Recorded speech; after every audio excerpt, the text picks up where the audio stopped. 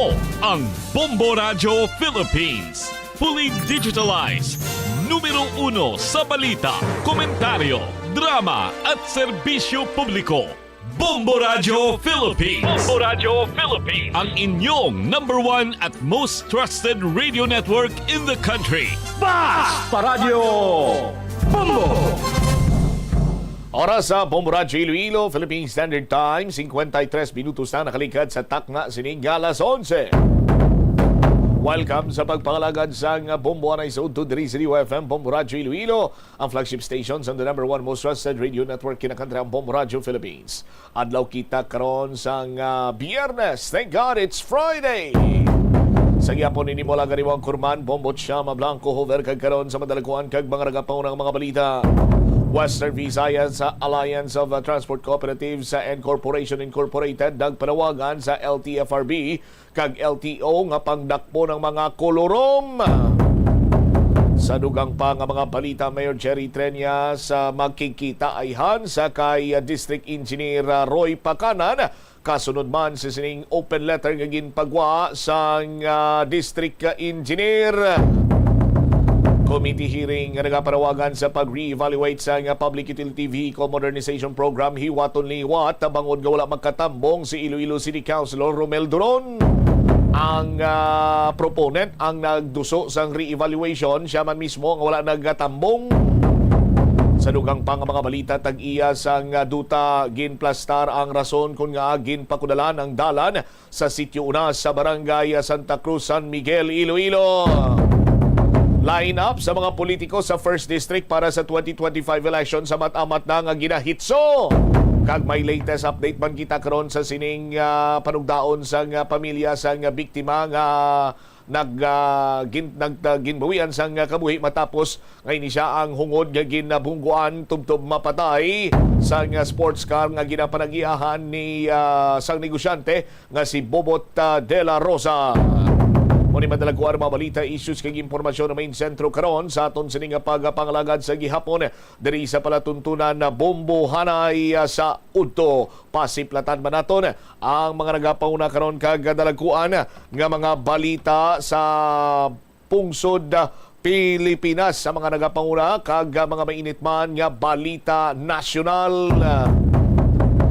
Sa aton sining karon iya nga pagpangalagad ining waiter issue batok sa kay Senate President Chis Escudero himo karon sang gahod sa sining natabo bala nga pag-agaw ni First Lady Lisa Araneta Marcos ang ilimnon ni Senate President Chis Escudero. Hambal sa Senate Presidency niya ti gentleman lang ako. Muning isamang karon sa mga lutaw kag nagatugas ang gahod sa national scene. Sunod diri sa Senate Presidency niya, hindi man malain ang ginhimo ni First Lady Lisa Araneta Marcos ang pag-agaw sa ilimnon, no? Sa aton sining mga kabombo sa patigayon sining Van de Honor dito iya sa may Malacañang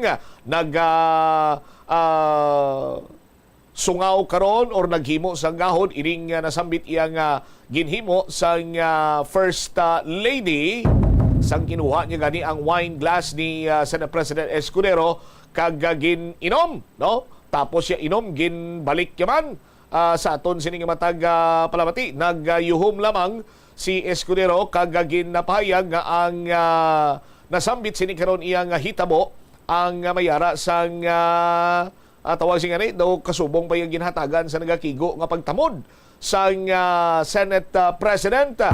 Kay magluwas nga daw ay nagapang-iban-iban si First Lady Lisa Araneta Marcos, no? Ang nangin akto sang Senate President nagapakita lamang kuno ngayon siya isa ka maginoo ukon isa ka gentleman.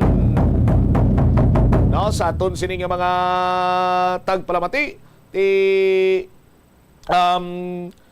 posible kuno iyang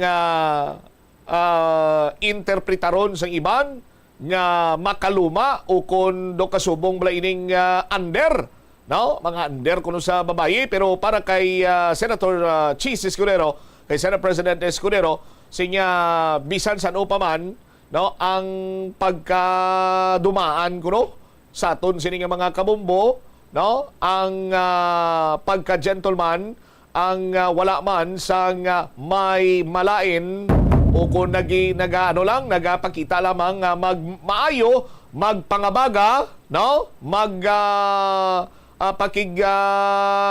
hinunano nabi or magpakigbagay sa iban sining tawo ang Senate President sa aton sining mga taga-palamati. Ang dugang nga mga balita kag impormasyon ninyo bantayan sa baray nga pagpalayag sa Bomboanay sa Udto. Balikan tayo ni matapos pa man ang mga mauna kag o mga nagapanguna kag mga mainit man nga balita sa Bombo News Center.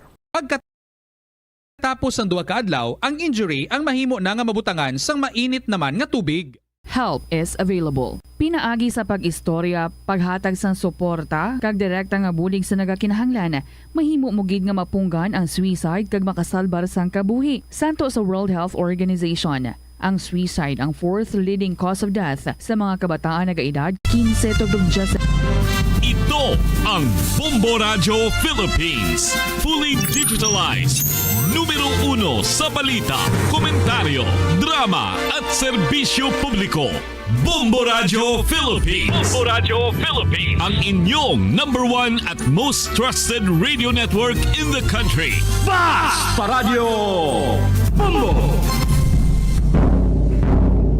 This is Bombo Network News Noontime Edition broadcasting live at Bombo Radio Broadcast Center, Makati City, Philippines. Araw ngayon ang Biyernes, Hunyo 14, taong 2024. Sa ulo ng ating mga balita, sa ating mga pangunahing balita, abangan humamaya si Pangulong Ferdinand Bongbong Marcos Jr. nagtalaga ng bagong pinuno ng National Bureau of Investigation. Dati hong judge, ipinalit kay dating Director De Lemos. Ito namang Overseas Workers Welfare Administration nagpaabot ng tulong sa mga overseas Filipino workers na apektado ng sunog sa Kuwait. 6 na Pinoy naman nakaligtas at papauwiin din sa bansa para makasama ang kanilang mga pamilya. Iyong ikinasang operasyon ng Philippine National Police sa compound ng Kingdom of Jesus Christ doon sa Davao City, plano raw na paimbestigahan ng senador. Ang Department of Social Welfare and Development Secretary naman si Rex Gatchalian nakipagpulong sa Meta Philippines kaugnayan sa munay bentahan ng mga bata online. Yung target ng National Food Authority na buffer stock ng palay sa unang 6 na buwan ng 2024 nalagpasan na. Ito naman sa provincial report mga kapamudcaster nation, mga lokal na opisyal dyan ho sa Negros abay malaki ang pasasalamat sa nilagdaang bagong batas sa Negros Island Region Law. Abangan din sa ating sports balita mamayang Boston Celtics hindi pa rin daw magpapakampante sa kabila ng hawak na 3-0 na lead laban yan sa Dallas Mavericks. At live nationwide via satellite, dumako tayo sa detalye ng ating mga balita. Itinalaga ni Pangulong Ferdinand Bongbong Marcos Jr. ang kilalang dating judge na si Jaime Santiago bilang bagong direktor ng National Bureau of Investigation. Pinalitan nitong si Santiago si Director Medardo de Lemos. Si Santiago ay nakapanumpa na sa pwesto sa harap ni Executive Secretary Lucas Bersamin. Si Santiago ay dating nagsilbing judge ng Manila Regional Trial Court Branch 3. Nagtapos siya ng abogasya sa Manuel L. Quezon University noong 1993 habang nagsisilbi siya bilang isang pulis. Pumasok siya sa Manila Police District noong 1979 na tinaguriang bilang isang sharpshooter. Bago naging judge, naging commander siya ng Manila Police District Special Weapons and Tactics. Ilan sa naging accomplishment niya ay 6 na insidente ng hostage taking kung saan ay nagawa niyang in-neutralize ang lahat ng mga suspect.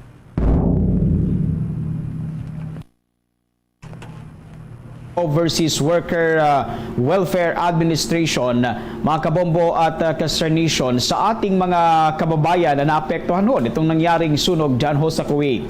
Ayon kay Overseas Workers Welfare Administrator Arnel Ignacio, nakatutok daw ang kanilang mga kawani upang matiyak ang kalagayan ng mga Pilipino nga nasaktan sa nasabing insidente. Inilahad din niya na nakausap na rin ng ehensya ang kaanak ng 3 Pinoy na sa Pilipinas upang tiyakin nga na may bibigay itong kanilang mga pangailangan lalo na sa ganitong klase ng sitwasyon. Kung malala, 3 kasi sa ating mga kababayan ho ang nasaktan at sinugod sa ospital resulta ng malaking sunog na tumupok ho sa isang residential building sa Kuwait. Habang sa kabuuan, nasa 11 overseas Filipino workers naman na naapektuhan ng naturang sunog. Sa ngayon ay patuloy rin ang kanilang pakikipagtulungan sa iba pang ahensya upang matiyak ho ang status o kalagayan ng iba pa nating mga kababayan. Sa iba pang mga balita, bumuelta ang Young Guns o itong mga batang kongresista ng Kamara de Representantes na naging pahayag ni Senate Minority Leader Senator Aquilino Coco Pimentel III. Kaugnay huyan sa komento ng mga ito sa kontrobersyal na bagong gusali ng Senado. Naniniwala ang mga kongresista na inililihis daw nitong si Pimentel ang naturang issue. Ayon kay House Assistant Majority Leader at Sharing Zambales 1st District Representative Jay Conghon na halos lahat ng pumabor sa desisyon nitong si Senate President Chis Escudero na suspindihin muna ang konstruksyon ng bagong Senate building habang isinasagawa ang komprehensibong pag-aaral o komprehensibong review. Hindi raw naintindihan ng mga kongresista kung bakit nagagalit sa kanila itong si Senator Pimentel. Sa panig naman ni House Assistant Majority Leader Representative Hill Bungalon, hindi anya makatwiran na ilihis ang usapin gaya huyan ng ginawang pagkumpara nitong si Senator Pimentel sa pundo ng Senado at pundo ng Kamara de Representantes. Punto pa ng mga batang kongresista, hindi nila responsibilidad na depensahan ng alokasyon at ginawang paggastos ng Senado sa kanilang sariling budget. Ayon naman kay La Union Representative Paulo Ortega, mahalaga ang transparency at accountability lalo na at lumubo ang gastos ng construction sa halagang 23.3 billion pesos mula yan sa orihinal na dating alokasyon na 8.9 billion pesos lamang. Dagdag pa nitong si Ortega ng pahayag nitong si Senator Pimentel ay distraction mula huyan sa pangunahing issue at ito ay responsableng paggamit ng pondo ng gobyerno.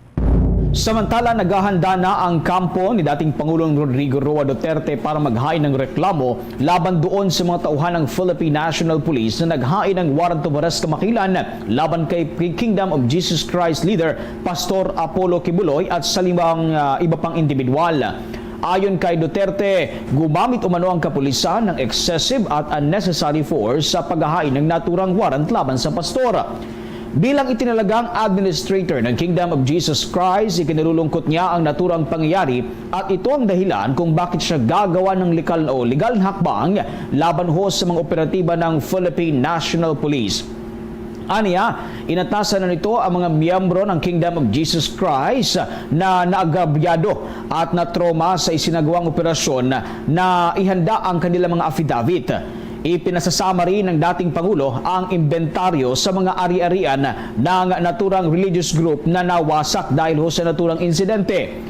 Kung maalala, noong nakalipas na linggo ay nagtungo ang mga kinatawan ng Philippine National Police para ihain ng warrant of arrest laban sa pastor at sa iba pang kapwa akusado nito. Di pa man sila nakakapasok sa ari-arian ng Kingdom of Jesus Christ ay hindi na sila makapasok dahil doon sa mga miyembro nito na humarang sa kanilang team. Una nang nanawagan ang Department of Justice sa mga miyembro ng naturang grupo na huwag harangin ang mga pulis dahil ginagampanan lamang nila ang kanilang tungkulin. Sa iba pang mga balita, mga kabumbong Star Nation, sinagundahan itong si National Security Advisor Eduardo Anyo ang naunahong pahayag ni Defense Secretary Gilberto Teodoro na isang national concern ang mga Philippine gaming operator sa bansa. Maalalang sinabi nitong si Secretary Teodoro na ang mga Philippine offshore gaming operator ay malaking banta sa national security ng ating bansa dahil yan sa pinahihina nito ang political, economic, social at maging ang peace and order fabric ng Pilipinas. Ayon kay Secretary Anyo, naniniwala siyang banta sa national security ng ating bansa yung mga Philippine offshore gaming operator at kinakailangan na rin ng interbensyon ng pamahalaan. Patuloy na nakamonitoran niya ang National Security Council at binabantayan din ang investigasyon doon sa Senado kaugnay pa rin sa operasyon ng mga ito. Ito'y kasabay na rin ang isinagawang sariling assessment para matukoy ang impact ng mga Philippine offshore gaming operator sa national security at makagawa raw sila ng akmang hakbang. Sa kasalukuyan, sinabi nitong si Secretary Anio na hindi nila nakikita ang Philippine Offshore Gaming Operator bilang banta sa national security na kinakailangan na ng intervention ng Armed Forces of the Philippines. Bagkus ituan niya ay isang national concern na kaya pang tugunan ng mga tagapagpatupad ng batas at ng mga akmang regulatory agencies sa ating bansa. Maaari din daw na tignan ng mga mambabatas ang mga pros and cons ng operasyon ng mga ito sa buong Pilipinas bago payagan ang pagpapatuloy ng kanilang operasyon. Tiniyak din ng dating Chief of Staff ng Sandatahang Lakas ng Pilipinas o ng Armed Forces of the Philippines na nakikipagtulungan na ang National Security Council sa mga ahensya ng pamalaan para yan makakuha ng mga komprehensibong datos, mga insights at tamang perspektibo ukol pa rin yan sa operasyon ng mga Philippine operators o gaming operator. Samantala, kinumpirma ng Department of Justice na isinailalim na ng Court of Appeals sa Dili, Timor-Leste itong si dating Negros Oriental 3rd District Representative Arnulfo Teves Jr. habang nananatili ito ang posibilidad na tumakas ito. Ang desisyon ng Korte sa Timor-Leste na isailalim nga sa house arrest ang dating mambabatas ay dahil rin yan sa patong-patong na kasong kinakaharap nito dito sa Pilipinas. Inilagay ng Court of Appeals ng Timor-Leste ang flight risk classification kay Teves dahil mayroon itong kapasidad na tumakas dahil na rin sa lawak ng impluensya nito. Si Teves ang itinuturong utak nga sa pagpatay kay Negros Oriental Governor Ruel Digamo at sa siyam na iba pang individual na nadamay sa pamaril noong Marso ng nakalipas na taon. Naharap ito sa patong-patong na kasong pagpatay dito sa Pilipinas dahil nga sa pagkamatay ng ni Digamo. Bukod pa rito, itong kaso nitong mga pagpatay naman noong taong 2019. Classified na rin bilang terorista si Teves ng Anti-Terrorism Council at kansilado na ang kanyang pasaporte. Mananatili naman sa ilalim ng house arrest si Teves habang isinasapinal ang extradition request ng gobyerno ng Pilipinas. Oras na natin, 11 minuto na o 12 minuto na makalipas ang alas 12 ng katanghalian. Sa iba pang mga balita, mga kabombo, Castor Nation, kinumpirma ng National Food Authority na nalagpasan na nila ang target na buffer stock ng palay sa unang 6 na buwan ng kasalukuyang taon. Sinabi nitong si National Food Authority Administrator Dr. Larry Lacson, umabot na ito sa kabuang 3,365,245 na kaban ng palay ang kanilang nabili. Ang bilang na ito ay katumbas ng 168,262 na metriko tonelada na na-procure ng ahensya. Ito'y hanggang nitong Hunyo 13 ng kasalukuyang taon. Itinuturong dahilan ng pagkakaabot sa target na palay procurement ay ang pagpapatupad ng ahensya ng mataas na buying price para hurito. Dahilan para tangkilikin ng mga magsasaka na magbenta ng kanilang mga ani sa National Food Authority. Sa kasalukuyan, mga kabombo, binibili na po ng National Food Authority ang clean at dry palay mula ho yan sa 23 pesos hanggang 30 pesos kada kilo. Depende ho yan sa grade o yung tinatawag na kalidad. Nagpapasalamat rin ang opisyal sa mga magsasaka na patuloy na pinag-iibayo ang kanilang pagtatanim para yan maging sapat ang supply ng bigas o supply ng palay sa buong bansa. Kasabay nito ay ang pagtitiyak na patuloy silang bumibili o bibili ng palay sa mga magsasaka sa ilalim pa rin po yan ng bagong price scheme o price range. Aabot naman sa 495,000 na metriko tonelada na buffer stock ng palay ang target po na mabili o ma-procure ng National Food Authority para yan sa kabuuan ng taong 2024. Samantala, sa iba pang mga mainit na balita sa oras na ito, kinumpirma ng Bureau of Corrections na abot na sa 26 na Bureau of Correction personnel ang sinibak sa pwesto dahil yan sa grave misconduct at gross neglect of duty mula pa noong 2022. Abot na rin sa higit 100 personnel ng ahensya ang nananatiling iniimbestigahan dahil yan sa parehong kaso. Kaugnay nito, nangako naman si Bureau of Corrections Director General Gregorio Catapang Jr. na ipagpapatuloy ang kanyang pagsisikap na linisin ang ahensya na nakaranas ng mga kontrobersiya nitong mga nakalipas na taon. Kabilang na dito ang umunoy pagkakasangkot nga ng dating hepe nito na si Bantag sa pagpatay noong 2022 sa isang broadcaster, journalist na si Percival Mabasa o kilala sa screen name na Percy Lapid. Bukod sa 26 na nadismay, sinabi pa ni Katapang na mayroong 71 tauhan ang iniimbestigahan ng Bureau of Corrections Internal Affairs Office habang 30 uniform at isang non-uniform personnel ang iniimbestigahan ng Intelligence and Investigation Division para sa iba't ibang aligasyon at mga offenses. Ayon kay Katapang, kasabay ng pagbibigay nila ng promotion naman, doon ho sa mga tauhan nila na nagpamalas ng magandang performance sa trabaho ay nanawagan rin ang opisyal na panatiliin ang pagiging profesional. Aabot naman aniya sa 129 na personnel ang kanilang iprinomote kamakailan. Kabilang narito ang 2 Correction Chief Superintendents at Correction Superintendent, Correction Technical Chief Inspector, Correction Chief Inspector, Correction Senior Officer 4, Correction Officer 2, Corrections Technical Officer 2 at non-uniform personnel. Tinekri ni Katapang sa publiko na sa ilalim ng kanyang pamumuno at magpapatuloy pa itong reformang ipatutupad ng kanilang ahensya. 15 minuto makalipas ang alas 12 ng tanghali, ikinatuwa ng Commission on Elections ang aabot sa 430,000 na mga individual na nagsumite ng kanilang mga bagong aplikasyon para huyan maging ganap na botante sa gaganapin na 2025 national and local elections. Ayon sa poll body, as of June 12, mga kabumbukas na nation, naproseso na raw nila ang hanggang sa 3,642,176 na mga individual na naghain ng voters application sa iba't ibang mga registration area sa ating bansa. Nadagdagan ito ng 431,653 na applications mula yan sa dating 3,210,523 noon pong Mayo ng kasalukuyang taon hanggang nitong Mayo 28 ng kasalukuyang taon. Nagsimula naman ang voter registration noong Pebrero 12 at nakatangdang magtapos sa huling bahagi ng Setyembre o Setyembre 30 ng kasalukuyang taon. Una nang sinabi ng Commission on Elections, ang target nilang 3 milyong individual na magkahain ng kanilang aplikasyon bago huyan ng midterm elections. Nakapagtala naman ng pinakamaraming voter registrants ang Southern Tagalog region na kinabibilangan ng Cavite, Laguna, Batangas, Rizal at Quezon. Ito ho yung Calabarzon na pumalo ng 632,493 na mga aplikante.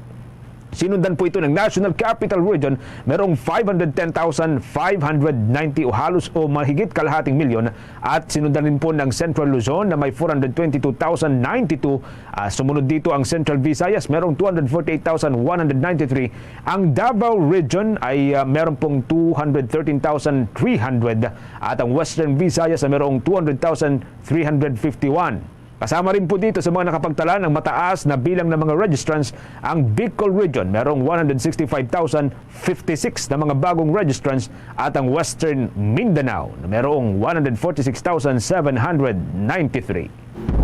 Kuha na tayo ng mga balitang tinutukan ng ating mga kasamahan. Ito hong ikinasang operasyon ng Philippine National Police sa compound ng Kingdom of Jesus Christ dyan ho sa lungsod ng Davao. Abay planong paimbestigahan ng isang senador. May buong detalye si Bombo JC Galvez. Planong paimbestigahan ni Senador Robin Hood Padilla ang ikinasang operasyon ng Philippine National Police sa compound ng Kingdom of Jesus Christ sa Davao City noong Hunyo Agis. Maghain si Padilla na isang resolusyon upang matukoy kung may naganap ba na paglabag sa karapatang pantao o paggamit ng unnecessary and excessive force sa naturang operasyon ng mga otoridad.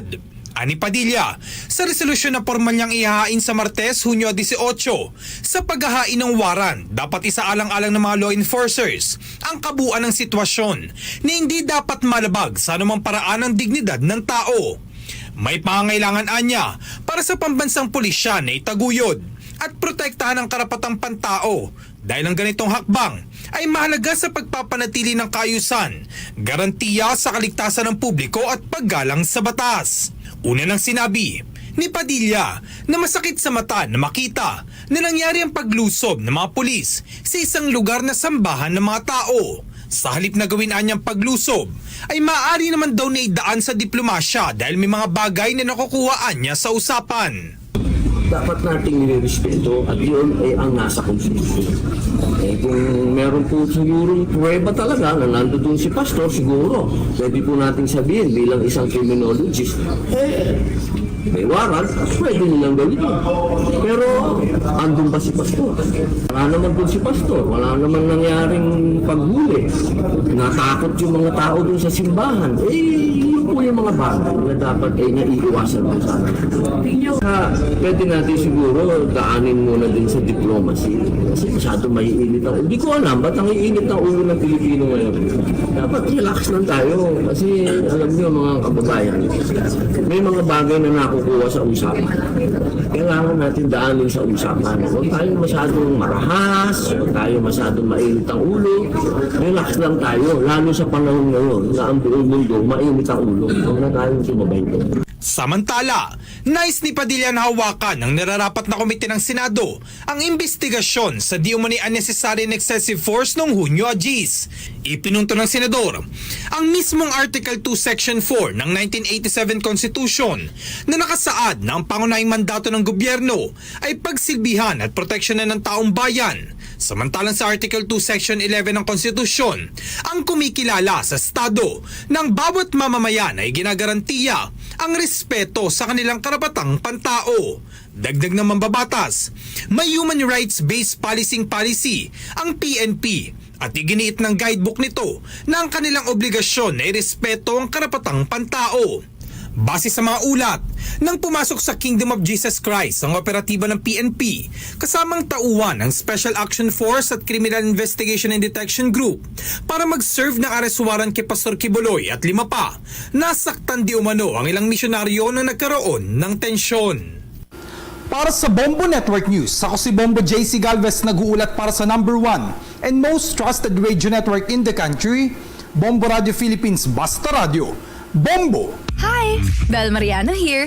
As an actress, kailangan game ako. Comedy na may drama? Game! Singing na may dancing? Game! Kaya ang drink ko, dapat ganun din. Dunkin' Ice Choco Java. Smooth na may fierce. Game! Bitter na may sweet. Game! Kasi may bold iced coffee with rich icy choco. Ay, ubos na? Second cup? Game! Dunkin' Ice Choco Java. Bel Mariano here. Happy 21st Dunkin' Day. Celebrate with us this June 15. At ngayon, sa pagpapatuloy ng iba pang pangunahing mga balita. 21 minuto na makalipas ang alas 12 ng katanghalian. Sa pagpapatuloy pa rin ng ating mga balitaan, iniulat ni Department of Social Welfare and Development Secretary Rex Gatchalian ang pakipagpulong niya sa mga kinatawan ng Meta Philippines upang resolbahin ang lumalalang kaso ng bentahan ng mga bata online. O ito ho yung online na pagbebenta ng mga bata. Maalalang una hong sumulat ang Department of Social Welfare and Development sa pamunuan ng Meta upang iprotesta at hingi ng tulong upang matigil na at masawata ang dumaraming kaso ng bentahan ng mga bata gamit ho yan yung iba't ibang mga Facebook page. Ayon kay Secretary Gatchalian, napagkasundan nilang mga kinatawan ng mga Meta na magkaroon ng maayos na ugnayan at kooperasyon upang agad na maiulat ang mga namumonitor na bentahan ng mga bata sa mga hinihinalang site, mga Facebook sites. Napagkasunduan din aniya ng mga ito na bumuo pa ng mas malawak at mas maraming mga mekanismo upang masawata ang mga gumagawa nito, kasama na ho yung mga pagpapatigil sa mga bumibili o yung mga tumatangkilik sa naturang ginagawa o naturang modus. Ayon sa kalihim, bubuo din ang isang kampanya sa pamamagitan po ng Meta upang malabanan ang human trafficking at iba pang mga kahalintulad na krimen. Una nang sinabi ng kalihim na agad niyang inatasan itong si Undersecretary Janela Estrada na bumuo ng team upang tututok sa isyu ng bentahan ng mga bata online. Samantala, batay sa datos ng National Authority for Child Care, 16 na mula sa 23 na mga reported Facebook page ang natanggal, ngunit meron pa raw hong mga lumalabas o yaong mga umuusbong pa rin na mga bagong Facebook accounts.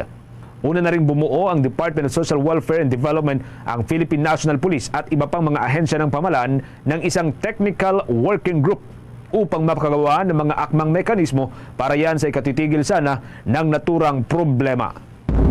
Samantala, kinumpirma ng Philippine Statistic Authority na nagkaroon ng bahagyang pagtaas sa farm gate price ng palay noong buwan ng Mayo. Batay sa tala ng ehensya, ito ay pumalo ng 24 pesos 81 centavos kada kilo ng produktong palay nga nakatumbas siya ng halos 1.2% na monthly increase. Mas mataas ito ng halos 30.2% o katumbas yan ng farm gate price na itala naman noong nakalipas sa taon sa halagang 19 pesos 06 centavos per kilo. Naitala naman ang pinakamataas na farm gate price sa Region 6 o dyan ho sa may bahagi ng Western Visayas Region. Umabot sa 27 pesos 76 centavos per kilo ang naging bentahan nito o farm gate price sa nasabing panahon. Pinakamababang farm gate price naman ang naitala dyan ho sa may bahagi ng Eastern Visayas na pumalo lamang sa 19 pesos 56 centavos kada kilo. Positibo naman ang naging year-on-year growth rates ng lahat ng rehiyon sa bansa para sa nasabing buwan. Inulong naman ng Bureau of Fisheries and Aquatic Resources sa mga gumagawa ng asin sa bansa, kasama na yung iba't ibang mga lokal na pamahalaan, mga miyembro ng akademya at mga lokal na namumuhunan sa salt industry. Ito'y bahagi ng serye na isinasagawa ng Bureau of Fisheries upang mabuo ang Philippine Salt Industry Development Roadmap. 4 na araw na pinag-usapan ng mga kalahok ang mga plano, mga objective at yung mga naitalang mga target na setting para huyan sa panukalang strategic action na nakapapaloob sa naturang roadmap. Hinati-hati ang grupo sa 4 na magkakaibang mga pangkat na kinabibilangan ng mga input provision, production, post-harvest, processing at maging ang trade and marketing. Pinangunahan naman itong si Bureau of Fisheries and Aquatic Resources Officer in Charge, Director Isidro Velayo Jr., ang naturang pulong kung saan ay hinimok nito ang mga kalahok na magtulungan at magsama-sama upang mapalakas pa ang salt industry ng Pilipinas. Noong Marso 13 hanggang 14, unang isinagawa ang unang pagpupulong kung saan unang tinukoy dito ang mga critical na development na dapat ay maisagawa o magawa o maipasok man lang para huyan mapalago ang industriya ng asin sa Pilipinas. Naging ganap na batas noong Marso ng taong 2024 ng taong kasalukuyan ng Philippine Salt Industry Development Act matapos itong pirmahan ni Pangulong Ferdinand Bongbong Marcos Jr. sa pagnanais na mapalago at muling palakasin ang industriya ng pag-aasin sa buong bansa. Sa ilalim nito, nakatakdang pangunahan ng Bureau of Fisheries and Aquatic Resources ang mga serye ng aktibidad, mga serye ng proyekto at mga programa na nakikita ng ahensya para mapalakas ang naturang industriya, kabilang din ho dito ang research, financial solution, production, marketing at iba pang kinakailangang suporta sa naturang industriya. Noong taong 2022 mga kabumbukas Star Nation, batay po sa record ng pamahalaan, ang Pilipinas ang ika-27 na pinakamalaking importer o umaangkat ng asin sa buong bansa o sa buong mundo. Noong taong iyon, bumili ang bansa ng kabuang $37.3 million na halaga ng asin mula sa ibang mga bansa. Samantala, nagsagawa ang Metropolitan Manila Development Authority ng iba't ibang pag-asanay bilang paghahandayan sa posibleng pagtama nga ng lindol. Itong tinatawag na dabiguan dito sa Metro Manila. Bukod kasi sa pagbibigay diin nila sa mga seminar, ay nagsagawa rin sila ng first aid training sa mga nag-aalaga ng aso. Partikular na itong mga K9 na siyang tumutulong naman sa pagsasagawa ng search and rescue operation sa panahon ng sakuna. Dinaluhan nito ng iba't ibang mga grupo ng Disaster Response Team, kabilang na ang K9 Search and Rescue Unit ng Metropolitan Manila Development Authority at iba pang mga volunteers. Ang mga ito ay nakatanggap naman ng hands-on training mula sa mga veterinary professionals tungkol yan sa cardiopulmonary resuscitation para yan sa mga aso at kung paano gamitin o gamutin at pangalagaan ang sugat nito. Ayon kay Metropolitan Manila Development Authority Acting Chairman Attorney Don Artes, mahalaga ang ganitong klase mga pag-asanay kung kaya't plano nila na magsagawa pa ng mga ganitong kahalintulad ng mga aktibidad na may layuning matulungan nga itong mga may-ari ng aso na maging mas handa sa pagtugon sa oras ho ng emerhensya. Samantala mga kabumbukas sa nation, yanig nga ng 4.5 magnitude na lindol ang ilang bahagi naman ng Caraga Region. Naitala ito kaninang umaga at may lalim na 10 kilometers tectonic nga ang pinagmulan nito o resulta ng paggalaw ng malalaking bato sa nasabing rehiyon. Natukoy ang epicenter sa layong 50 kilometers sa ilagang silangan ng Caguait, Surigao del Sur. Nairehistro ng Philippine Institute of Volcanology and Seismology ang Intensity 2 sa City of Bislig, Surigao del Sur, habang Intensity 1 naman ang nairehistro dyan ho sa City of Tandag, Surigao del Sur. Bombo Sports News. Bago tayo umusad pa sa ibang mga malalaking balitang nakahanay dito po sa ating balitaan, bigyang daan muna natin ito kung ilang mga development, mga updates sa National Basketball Association para ho yan sa Game 4. Hindi pa rin daw ho nagpapakampante ang Boston Celtics sa kabila ng hawak na 3-0 kontra ho yan sa karibal na Dallas Mavericks. Ayon kay Boston Star Jason Tatum, hindi nagre-relax ang kupunan sa ngayon. Bagkus ay todo sanay pa rin para mapaghandaan ang susunod na laban. At sa katunayan daw, hindi rin nakapokus ang kanilang buong team sa posibleng panalo bukas, June 15, bagkus ay nakalaan lamang sa tamang ensayo at tamang mindset ang kanilang ginagawa. Gaano man kahaba ang abutin ng finals anya, hindi magre-relax ang buong Boston Celtics.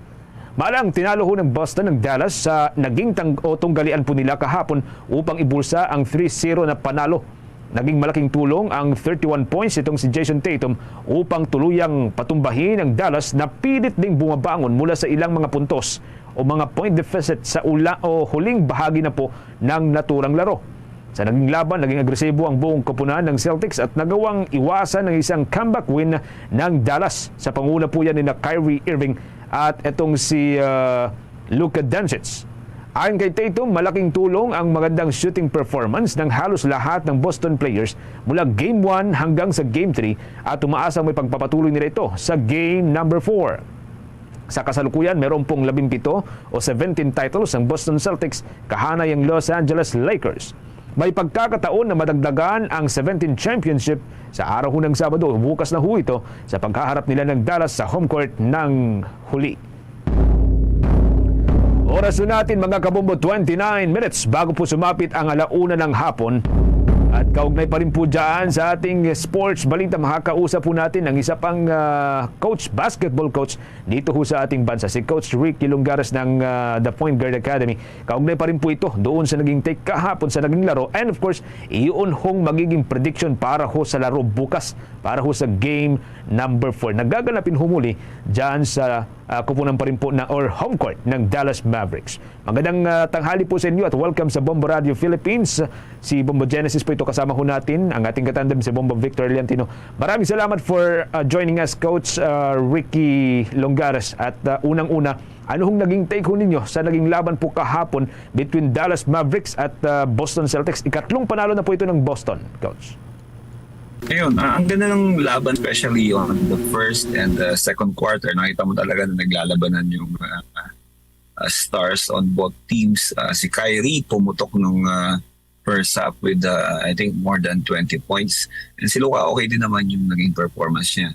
Sa kabila rin, na-counter ito ni Jason Tatum at si Jaylen Brown. Ayun, ang pagdating ng third quarter, eto medyo umulagawa yung Celtics dito.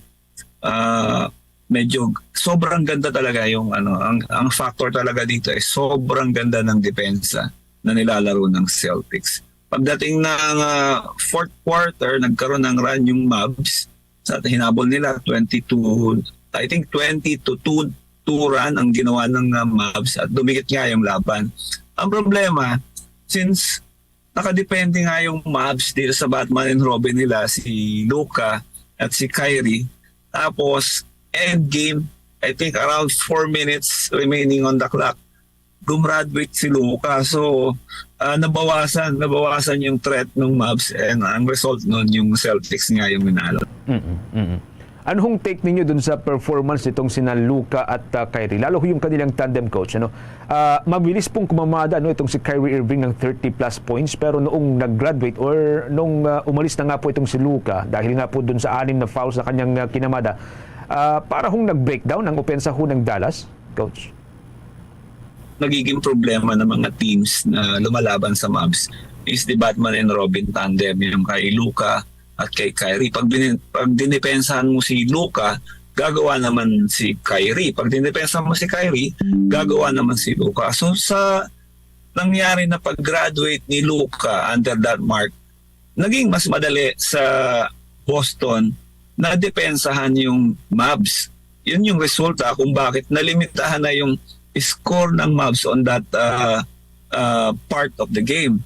And also, napakaganda nung adjustment na ginawa nung coach ng Celtics dun sa kanilang offense. Meron ako isang gusto na play na ginawa ng Celtics. Yung nag-pin down si Al Horford kay Jason Tatum, nag-pin down screen, tapos si Jason Tatum ang nag-screen kay Jaylen Brown sa roll. Ang daming pinupuntahan ng play na yun. I think nakatatlong score sila doon.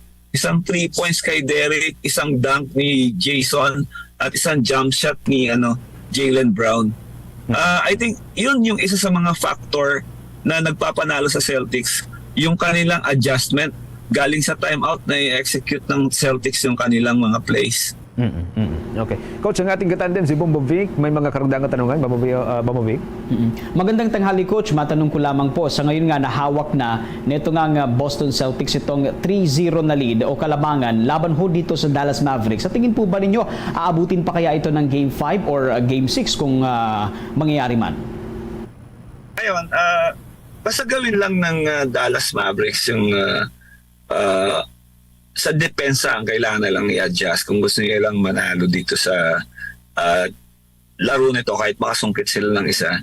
Dahil nakikita ko talagang sobrang hina talaga from Game 1, Game 2 at yung Game 3 ngayon. Sobrang hina ng depensa nila. I really don't know if yung the way the Celtics are playing now, look at the assist of the starters. Talagang they are willing passer sila. Talagang pinapasa nila kung sino yung open. Walang gaanong force shot na hindi nakagaya nung laro nung dati yung last championship nila with Golden State, di ba? Ang dami nilang end game force shot. Ngayon hindi ko nakikita yon. Talagang sumusunod sila dun sa play. They are trying to find the open man. So sa Mavs, ang kailangan nilang adjustment yung sa mga defensive player nila. Talagang it's a puzzle to solve kung paano nila didepensahan. Kasi biroy mo, meron ng Jason Tatum, meron kang Jaylen Brown, tapos biglang puputok yung Derek White. Diba? So, napakahirap din talaga sa kalagayan nila. Again, if you will ask me directly on my prediction, baka hindi naman magwalis. Baka maybe manalo ng next game yung Mavs. Pero at this moment, we will check the history kung meron pang nag-champion coming from 3-0. So maybe it's already the Celtics. Coach, way back 2016 nga ay nagawa ho nitong Cleveland Cavaliers na bumangon mula ho doon sa 0-3 lead with LeBron James and Kyrie Irving tandem. Kaya po ba itong gawin ng Dallas ngayon, Coach? Sa akin hindi. Kasi hindi ko nakitaan ng mga factor yung Mavs na magagawa. Hindi kagaya nung Cavs noon na nagawa man nila yun. Marami mga factor, marami mga backup players noon na nagawa yung run na yon. Sa ngayon, wala akong nakikita kasi it is still Luka and Kyrie lang. Walang ibang umaangat sa kanila. So, siguro, dagdagan natin ng magic ni Luka, baka mangyari yon. Kaya siya tinawag na Luka Magic. So, dagdagan niya yung magic niya, maybe. Pero kung ang ipapakitang laro ng Mavs ganun pa rin for the next game, still depending on Luka and Kyrie, I don't think it will reach to Game 7 or it will be on Game 5. Baka rin masweep. So, yun sa akin, at Game 5 na. Okay. So, kung hindi man na makuha ng Game 5, makuha nila ng Game 6. I don't believe na aabot to ng Game 7. Okay. Sige. Coach, maraming salamat sa muli time po na ibinahagi po ninyo sa amin. Panghuli na lamang ko siguro. Sa ngayon, isang panalo na lamang po at mag-champion na ang Boston Celtics. From the beginning, nito hong playoff or mula noong regular season hanggang nitong playoff, ina-expect nyo ho ba ang Boston na mag-uwi ng championship trophy para ho yan sa 2023-2024, Coach? Sabihin natin yung Game 1 pa lang. Naka-ano ako doon naka-Mavs ako doon Kasi hindi ko alam nalalaro si Kristaps. But again, sabi nga nila, whoever takes the Game 1 will take the championship. Pero ayun ang naging factor talaga nung game 1 si Kristaps. Pagbalik ni Kristaps, I don't think magkakaroon pa ng malaking problema ang Celtics. Hindi mangyayari yung 22-2 or 21-3 run. So nung start, yes, always naman from the beginning, Celtics is a contender. Tapos ang isa kong tinignan na makakalaban ng Celtics is kung di Denver pa rin sana, yung Timberwolves nga, sayang. Pero ayun, at tinalo sila ni Luka at ni Kyrie. Again, it's going down to the other starters and the bench players of both teams. Sad to know na parang yung naging laban noon ng Dallas at ng Wolves ay parang hindi ko nakikita natin sa ngayon, ano, Coach? Well, maraming salamat po, Coach. Maraming salamat for joining us muli sa Bombo Radio Philippines. Ingat po kayo, Coach. Mga kabombo Caster Nation, ang head coach po ng The Point Guard Academy, si Coach Ricky Longares. Oras natin, meron na lamang tayong 20 minutes bago mag-alauna ng hapon. The time check was brought to you by Dunkin', pasalubong ng bayan. Ay kumuha na tayo ng mga balitang tinutukan ng ating mga kasamahan. Ito Department of Social Welfare Development, tiniyak ko na handa ang ahensya sa pagbibigay ng kaukulang tulong upang mabawasan ang may hirap dito sa ating bansa. May buong detalye si Bombo Joanna Martinez. Siniguro ng Department of Social Welfare and Development na handa ang kanilang ahensya na magbigay at magpaabot ng tulong sa ating mga kababayan upang mabawasan ang bilang ng mga mahihirap sa ating bansa. Ito ang naging pahayag ni Department of Social Welfare and Development Assistant Secretary for Disaster Response and Management Group, Irene B. Dumlao, hinggil sa usapin at kanilang isinasagawang hakbang sa tulong ng kanilang mga kawani upang masiguro na mapabuti ang pamumuhay at kanilang serbisyong panlipunan. Binigyan din ni Dumlao na patuloy pa rin silang nagsusumikap na makipagtulungan sa iba pang mga ahensya ng gobyerno at magkaroon ng whole of government approach para sa kanilang isinasagawang mga programa at proyekto na pangmatagalan, sustainable at lubos na makatutulong para sa ating mga kababayan.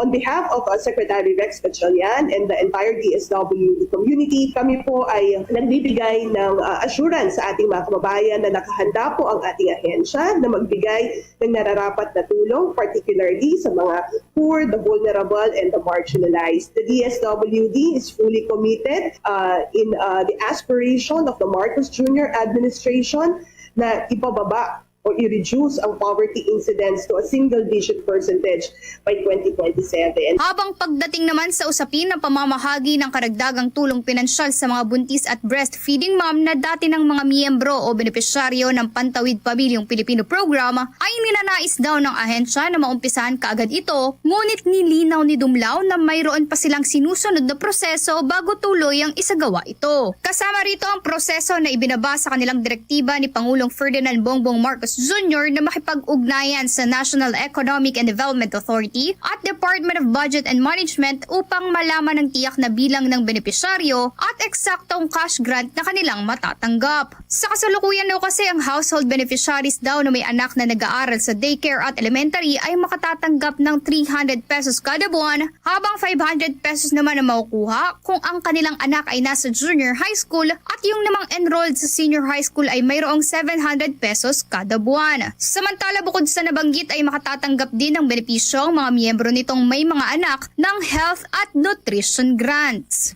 Para sa Bombo Network News, Bombo Joanna Martinez nag-uulat para sa #1 and most trusted radio network in the country, Bombo Radio Philippines. Basta Radio, Bombo! Meron na lamang tayong 17 minutes bago mag-alauna ng hapon, mga kabombo, ang 6 na Pinoy na nakaligtas doon sa sunog doon sa may bansang Kuwait, papauwi na rin para makasama ang kanilang pamilya. Yung construction company na pinagtatrabahuhan nitong mga apektadong mga overseas Filipino workers, meron din pong tulong na ibibigay daw sa mga biktima, yung mga kababayan po natin mga Pinoy roon. May nakuang report dito at update si Bombo Kelly Cordero. Inaasikaso na ng Department of Migrant Workers ang pagpapauwi sa 6 na Pinoy na nakaligtas sa nasunog na building sa Kuwait noong umaga ng Miyerkules. Ang building ay tumatayong dormitoryo umano ng isang construction company na karamihan naman sa naroroon ay hindi mga Pinoy. 11 ang Pinoy dito at kahapon nga una nang iniulat na kinumpirma ng Department of Migrant Workers na 3 ang nasawi at 2 ang nasa ospital pa at kritikal ang kondisyon dahil sa smoke inhalation. Ayon kay Secretary Hans Leo Kakdak, papauwiin muna ang 6 na nakaligtas para makasama muna ng mga ito ang kanilang pamilya at minamanmanan na rin ang sitwasyon ng mga ito sa posibleng post-traumatic experience. Habang natukoy na rin daw ang mga nasawi at nakikipag-ugnayan na ang naturang ahensya sa mga pamilya nito.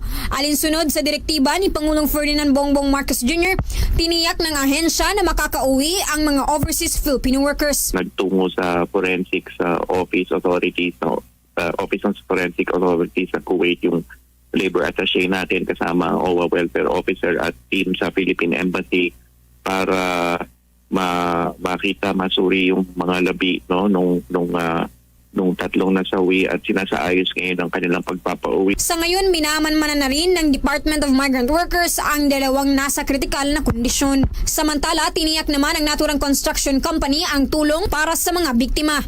Maliban pa rito ay nakikipag-ugnayan na rin ang Department of Migrant Workers sa pamahalaan ng Kuwait at nagpahiwatig na raw ito ng kanilang full assistance sa mga biktima. Inaantabayanan na rin ang investigasyon ng Kuwaiti Fire Authorities hinggil sa pinagmulan ng sunog. Para sa Bombo Network News, Bombo Kelly Cordero nag-uulat para sa number 1 and most trusted radio network in the country, Bombo Radio Philippines. Basta Radio, Bombo! Kongresista at alkalde sa lungsod ho ng Bacolod at probinsya ng Negros Occidental, malaki ang pasalamat na nilagdaanan upang maging batas nga itong SB 2507 o itong Negros Island Region Act. May buong detalye ang Bombo Radio Bacolod. Nagpapasalamat ang mga kongresista at mga alkalde sa probinsya ng Negros Occidental sa paglagda ni President Ferdinand Bongbong Marcos Jr. upang maging batas ang Negros Island Region Act. Sa panayam ng Bombo Radio Bacolod kay Bacolod City Lone District Congressman Greg Gasataya, tinuturing nito ang paglagda ng presidente sa NIR Bill bilang makasaysayan dahil sa wakas naging batas na ang matagal nang isinusulong na pagtatayo ng Negros Island Region. Ayon kay Gasataya, dahil naging batas na ang Negros Island Region Bill, hindi na mahihirapan ang mga residente ng Negros Island at ang Siquijor sa pag-avail ng government services dahil magkakaroon na ng regional offices ng government agencies sa isla. Maging daan din ito upang mapromote ang paglago ng ekonomiya ng rehiyon.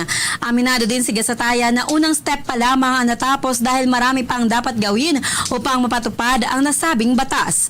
Inihayag din ng kongresista na mayroong 15 araw na nakalaan upang mapublish ang nasabing batas at kung maipublish na ito ay mabubuo na ang technical working group upang mapag-usapan ng lahat at makapagbuo ng implementing rules and regulation ng Republic Act 12000 o ang NIR Act. Proud and happy and fulfilled that finally the dream that was started by our predecessors will now come into fusion, into reality, with the signing of the president of the Negros Island region. So this definitely will improve the situation of the Negros Island. Yan ang ulat mula rito sa lalawigan ng Negros Occidental. Para sa Bombo Network News, ito si Bombo Glory Faith Alciario. Para sa number 1 and most trusted radio network in the country, Bombo Radio Philippines, Basta Radio, Bombo! Kuha tayo ng mga dagdag pang mga paghahanda para huyan sa nalalapit na palarong pambansa mga kabombo. Itong si Pangulong Ferdinand Marcos Jr. at Vice President Sara Duterte dadalo raw sa opening ceremony ng palarong pambansa 2024. Ito huy sa Hulyo na ng kasalukuyang taon. May nakuhang report po dito ang Bombo Radio Cebu. Inaasahan na dadalo sina Pangulong Ferdinand Marcos Jr., Vice President Sara Duterte Carpio, Senate President Francis Chis Escudero at House Speaker Martin Romualdez sa opening ceremonies ng Palarong Pambansa 2024 sa Hulyo 9, 2024 sa Cebu City Sports Center. Maliban sa mga nasabing opisyal, dadaluhan din ito ng mga iba pang senador ng Republika, mga gobernador, alkalde at iba pang makabuluhang personalidad ng bansa upang makita at i-welcome ang mga atleta na nagmula sa 17 rehiyon sa buong bansa. Ito ang ipinaalam ni Cebu City Schools Division Assistant Superintendent Adolf Aguilar sa naganap na coordination meeting noong Hunyo 11 kung saan ipinatawag ni Cebu City Acting Mayor. Sinabi ni Aguilar na ang Vice Presidente ang unang makakarating sa Cebu sa Hulyo 8 sa kanyang kapasidad bilang kalihim ng edukasyon. Kaya naman hinimok ni Aguilar na magkaroon ng maayos na daloy ng trapiko at linisin ang mga nasirang daan sa Osmeña Boulevard sa opening ceremonies na gaganapin sa Cebu City Sports Center para na rin sa seguridad at kaligtasan ng parada ng mga atleta. Kaugnay nito kung maalala unang sinabi ni Dr. Celestiano Jimenez, ang Regional Director ng Department of Education Central Visayas, na magiging matagumpay ang sports events dahil na rin sa pagkakaisa ng mga opisyales. So far sa atong parang pambansa, I'm so happy that the city government, Cebu City government is really pushing us to making it happen the best palaro ever ma-deliver. This is showcase not only Cebu City but the whole Central Visayas as well. Ating napakinggan si Dr. Celestiano Jimenez, ang Regional Director ng DepEd 7. Mula rito sa lungsod Lawigan ng Cebu, Bombo Joanna Cañati para sa number 1 and most trusted radio network in the country, Bombo Radio Philippines. Basta Radio, Bombo.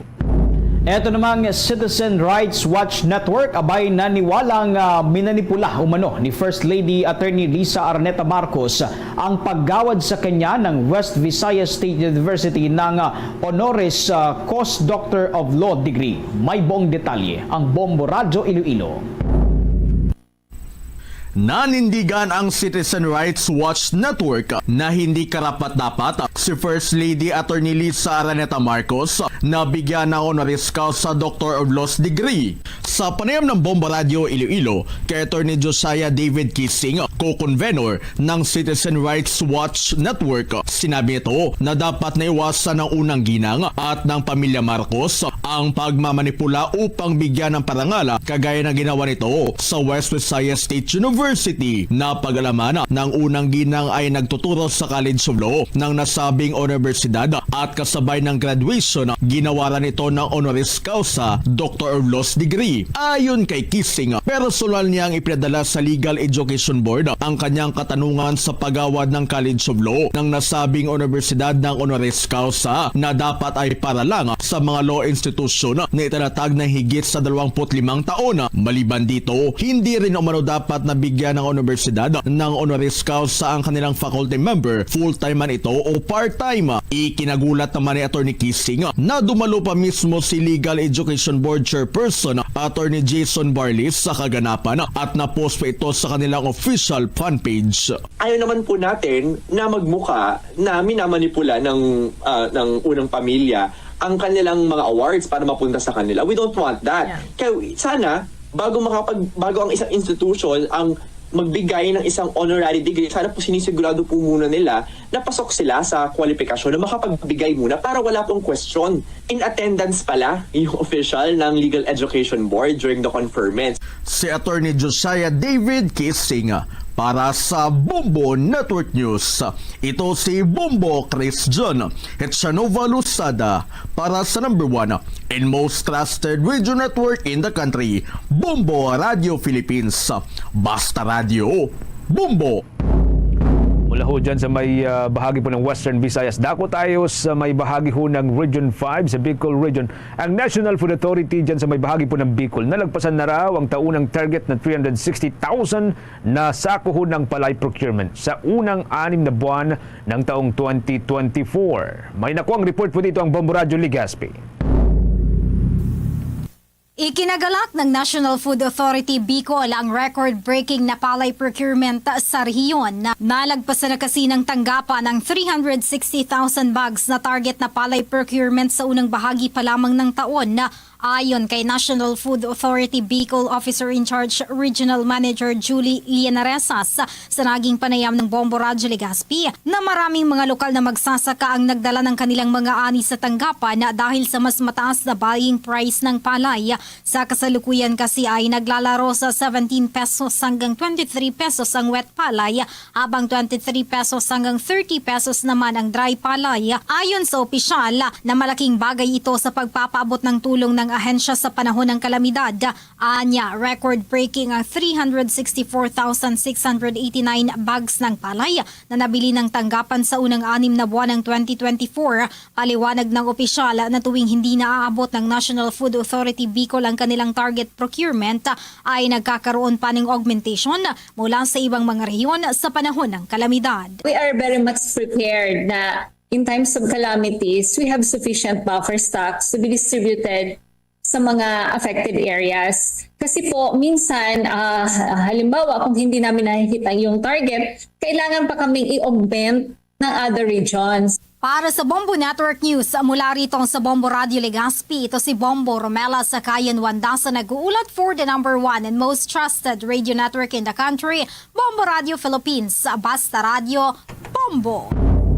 Bombo Entertainment News. Ito namang American music group na Torch Family abay nagpasalamat sa mainit na suporta ng fans sa kanilang pagbisita dito sa ating bansa. May buong detalye ang Star FM Manila. Labis ang pasasalamat ng American music group na Torch Family Music sa mainit na pagtanggap ng mga Pinoy sa kanilang pagbisita sa bansa para sa kanilang Tanglaw Tour. Ang Torch Family Music ay kilala sa kanilang mga Filipino cover songs at matatandaan ito sa kanilang 2021 cover ng SB19 hit na Mapa. Sa exclusive interview ng Star FM Manila sa Torch Family Music na bumisita sa bansa para sa ilang performances, tila naiiba talaga ang musika, kultura at pagmamahal ng mga Pilipino.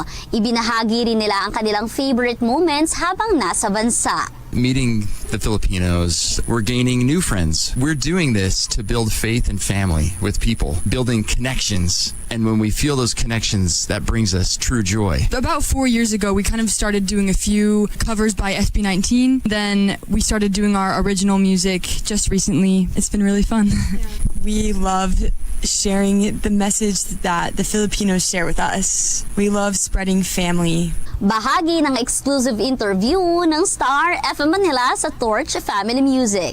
May special shoutout din ng grupo para sa kanilang mga Pinoy fans. We couldn't be here without all of you that are watching and the support that you give us. There are people around you that are there to help you, and even if you're going through a hard time, they'll be there for you. I guess just here possible.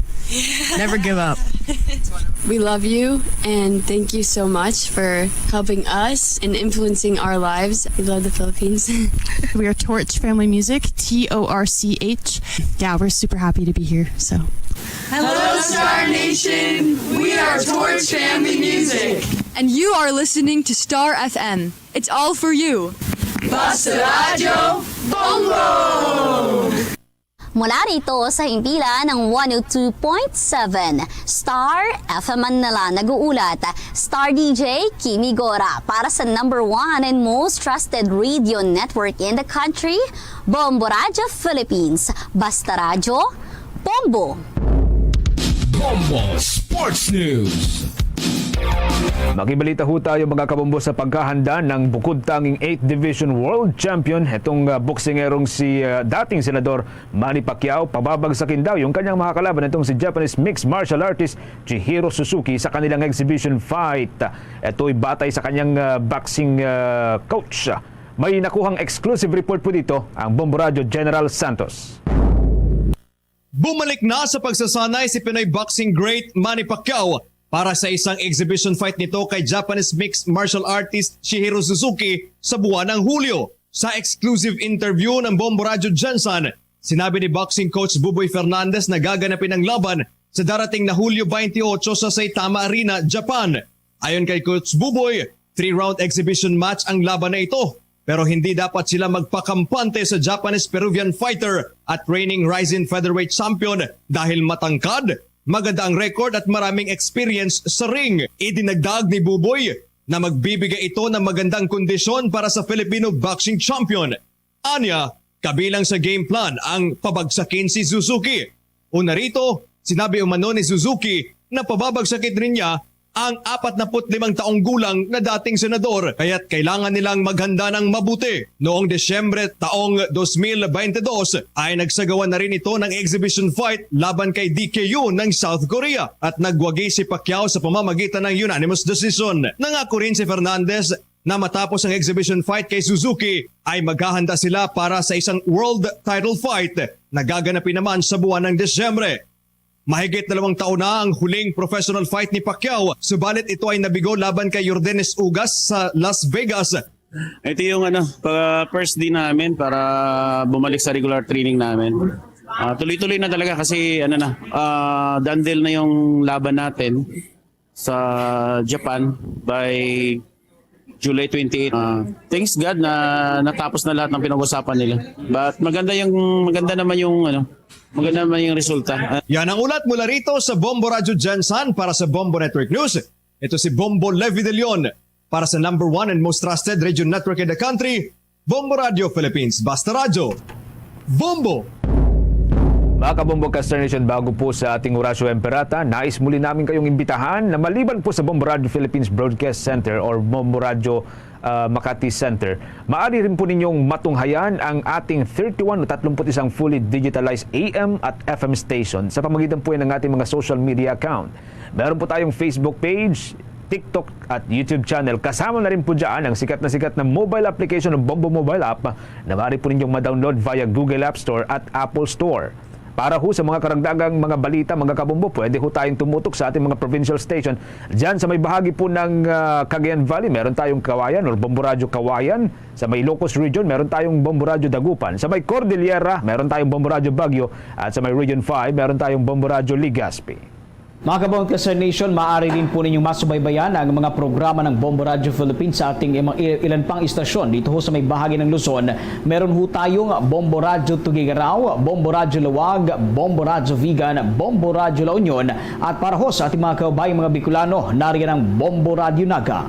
Mga kabombo Caster Nation, narito po ang ating Horacio Emperata for deliverance from calamities. Almighty Father, we raise our hearts to you in gratitude for the wonders of creation of which we are part, for your providence in sustaining us in our needs, and for your wisdom that guides the course of the universe. We acknowledge our sins against you and the rest of creation, nature. We have confused your command to subdue the earth. The environment is made to suffer our wrongdoing, and now we reap the harvest of our abuse and indifference. Global warming is upon us.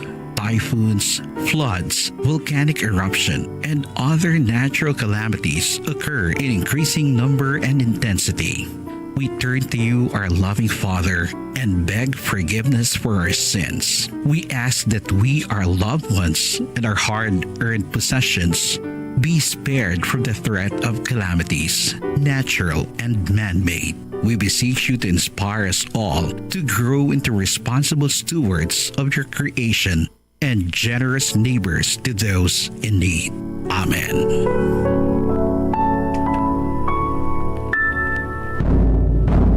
Luzon, Visayas at Mindanao at maging sa buong mundo, yan na hong kabuuan ng ating balitaan para sa pangtanghaling edisyon ng Bombo Network News. Mula dito sa Makati News Center para sa number 1 and most trusted radio network in the country, Bombo Radio Philippines, Basta Radio, Bombo! Balik na diri sa pagkapangalagad sa Bombo Anay sa udto sa giyapon ko primo Bombo Chama Blanco Hover. Standby sa aton sining nga mga kabombo sa dugang nga mga balita kag impormasyon. Ang Western Visayas Alliance of Transport Cooperative and Corporation Incorporated nagpanawagan sa Land Transportation Franchising Regulatory Board kag Land Transportation Office nga pangdakpo na ang mga kolorom. Standby ay check naton ang aton sinimakop na mga bombo reporter sa ila siniyang follow-up report Lakip na sinadri karon sa aton sininga pagpangalagad may kangtanan man sa sininga balita committee hearing again na duso wala ni Councilor Doron nagligad to. Nga magpatigayon sa re-evaluation sa Public Utility Vehicle Modernization Program. Why to madayon? Why madayon? Kay why man nagtambong ang nagduso? Isagad ka kaduso-duso. Tapos hindi kayo mo magtambong. Ano man, daw wala isang kaseryosuhan ang ginaproponer nga re-evaluation ni Councilor Doron. Standby sa aton sining mga kabombo. Check ko naman this time si Bombo Hana Andasahan sa report. Please come in.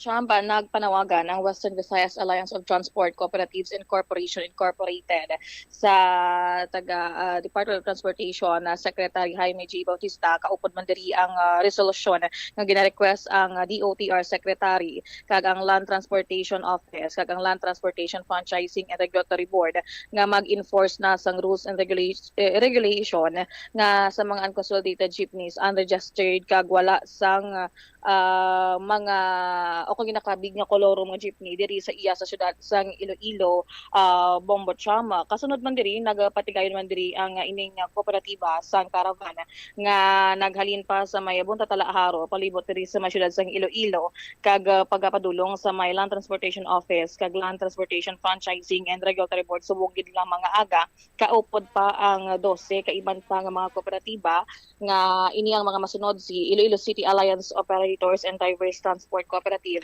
Joroshili Transport Services Incorporated, Western Visayas Transport Cooperative, Molo Transport Service Cooperative, Pavia Iloilo Jeepney Owners and Drivers Transport Cooperative, Leon Transport Service Cooperative, Santa Barbara Iloilo Transport Cooperative, Iloilo Superman Owners and Drivers Transport Cooperative, JJL Transport Services Corporation, Aerostar One Transport Multipurpose Cooperative, Ikahoda Panay Transport Cooperative, kag Iloilo Transport Service Cooperative. Sa interview sang Bombo Radio kay Mr. Hali Alcarde, ang secretary sa nasambit man nga kooperatiba, iyagin pahayag nga padulungan gid nila subong nga adlaw ang ining Land Transportation Office kag Land Transportation Franchising and Regulatory Board agod magpabutyag sa ilang tinutuyo nga kuntani sundon na ang ining layi sa nga Public Utility Vehicle Modernization Program nga kuntang dakpon na ang ining mga nasambit nga mga kolorom nga mga jeepneys diri sa syudad sang Iloilo kay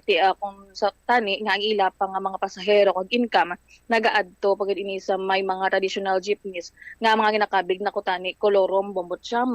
With this naman nga Bombo Cham, may total number naman sang awarded units ang ining Western Visayas Alliance of Transport Cooperative and Corporations nga 1,782 nga may ara naman sang 520 units nga gina-convert kag ginislan sang modernized jeepney sa man iya Bombo Cham. With this naman isa na gid nag-unite na gid ang ining mga kooperatiba agud lamang nga mapamatian na sang ining mga ahensya ang ilang nga ginapanawagan nga tisukton na ang ining mga koloro nga jeepneys nga nagalapta man diri iya sa syudad iya sa nga Iloilo Bombo Cham.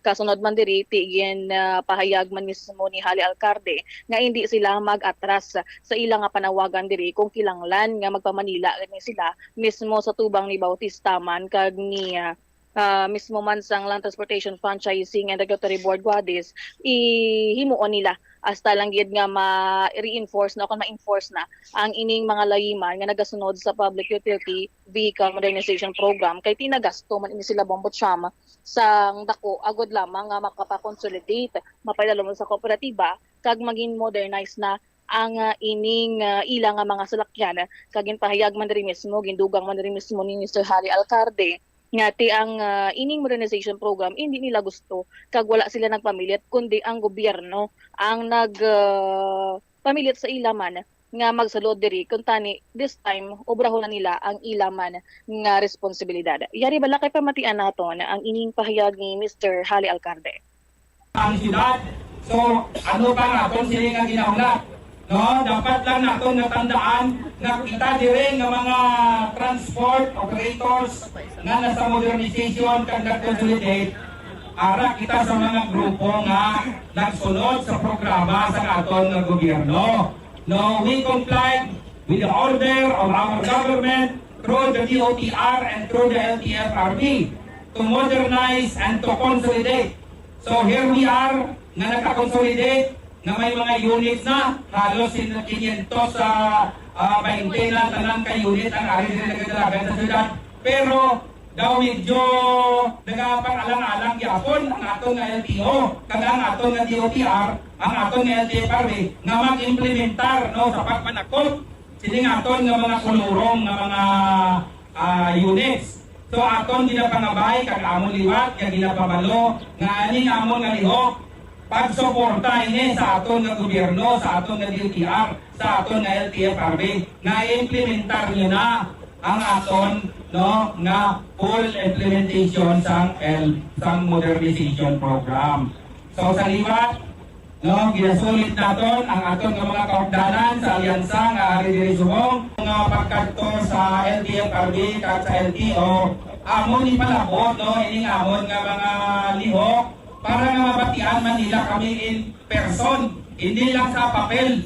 No, kay kung puro lang papel daw kulang. So sa subong ari ang mga pisikal na mga kalawasan sa atong taksa-taksa ka mga miyembro, opisyales, sa mga nagkalain-lain nga kooperatiba kag korporasyon nga nagasuporta sa sini nga programa sa gobyerno naton. So kung hindi man nila kami pagpamatian dira subong, no, padayon kami nga magakadto kag magapalapit sa ila. Kung kinahanglan nga makadto kami sa Manila dito kag kalampagon ang opisina sa Central Office ng DOTR sa LTO hasta sa tubang sa Gate 7 sa Malacanang, makadto kami. Ari ang amon nga resolusyon diri subong ginpadala na namon ini siya sa kay Secretary Bautista. Kasubong man ginpadalhan naman namon si Chairman Guades. Kung hindi pagindila ini pagkamatian, padayon kami nga magapadala gihapon sang resolusyon. Kag kung mag-abot din man ang tiempo nga pisikal namon ng mga kalawasan ang makadto dito sa Tubang sa Malacanang sa Gate 7 di kita makadto para nga makita kita dito.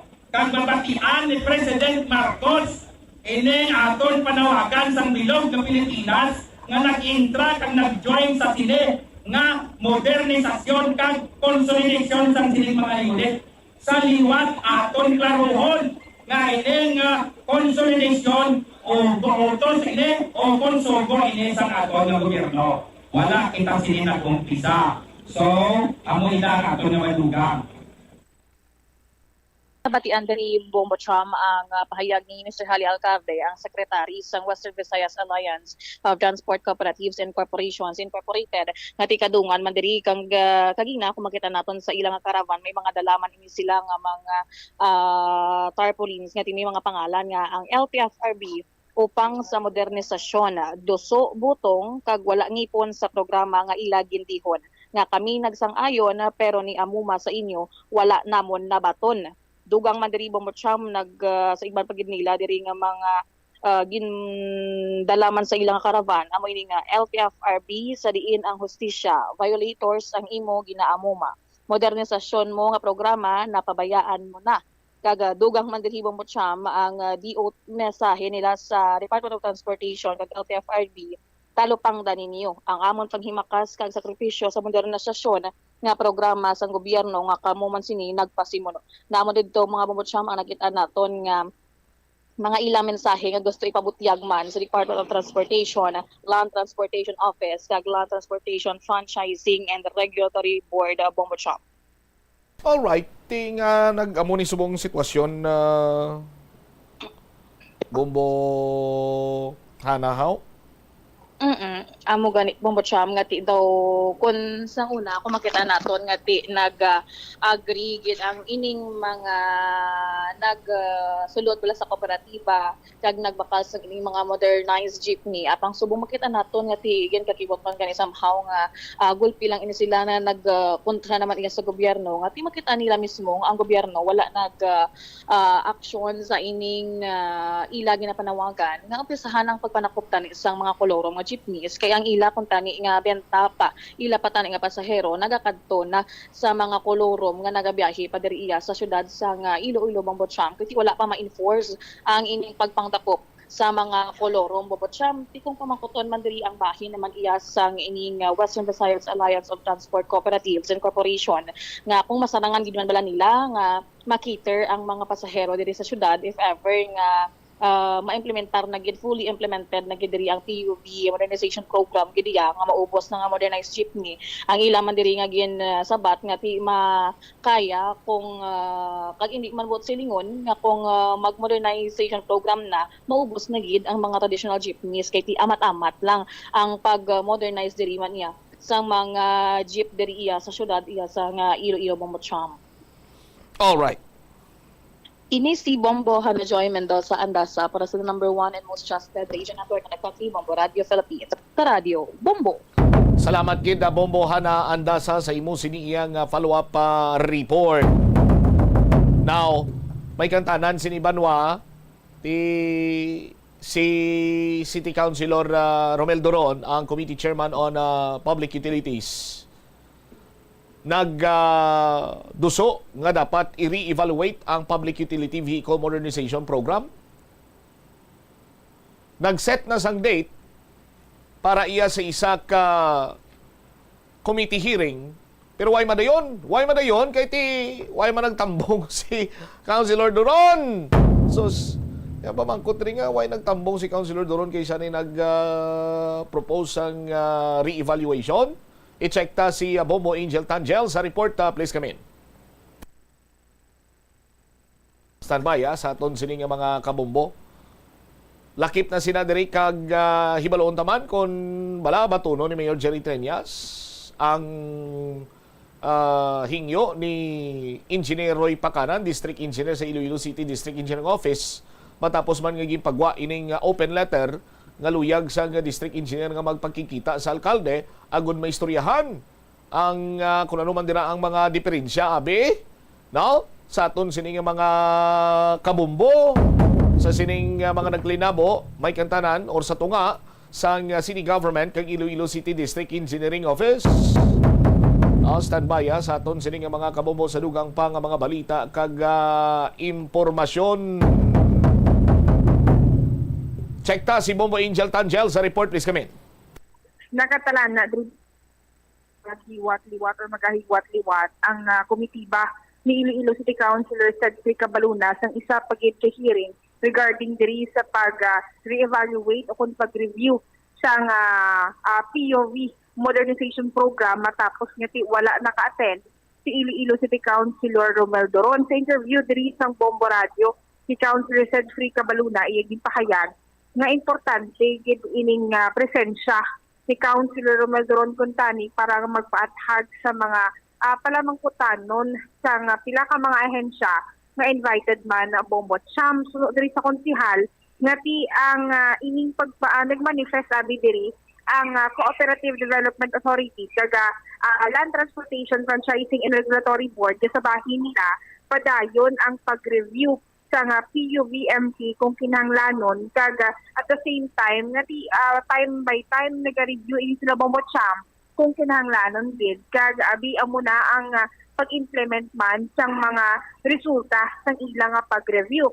Pathag diri sang ni Councilor Cabaluna nga ang ginpaathag niya diri sa bahin sang mga nagtalambong sa bahin sang committee hearing nati ang City Council iya maghahatag lang sang sentimento kung whether dapat man bala ini i-reevaluate ang PUVMT o kung hindi ang City Council ang maka-decide ang maka-control abi kung dapat ipauntat man ang implementation diri abi sang LTPRP specifically Bombocham diri sa bahin sa Iloilo City. Kagati ang ginalantaw pag diri nga kung ang pagpatag diri abi ni Attorney Altura Bombocham nga kung ipasar ining ordinansa mangin redundant ini siya sa kinaobra sang ahensya at the same time sang Cooperative Development Authority nga pag-review sang PUVMT diri sa bahin sa Iloilo City. Pamatian ta bala ang kabahin diri sa nga pagpahayag ni Iloilo City Councilor Cedric Cabaluna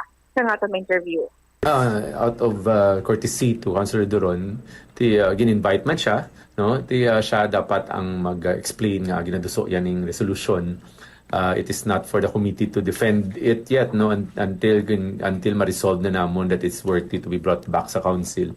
So what will happen is we'll like to call another committee hearing Hopefully, Councilor Doron will be present next time around. No?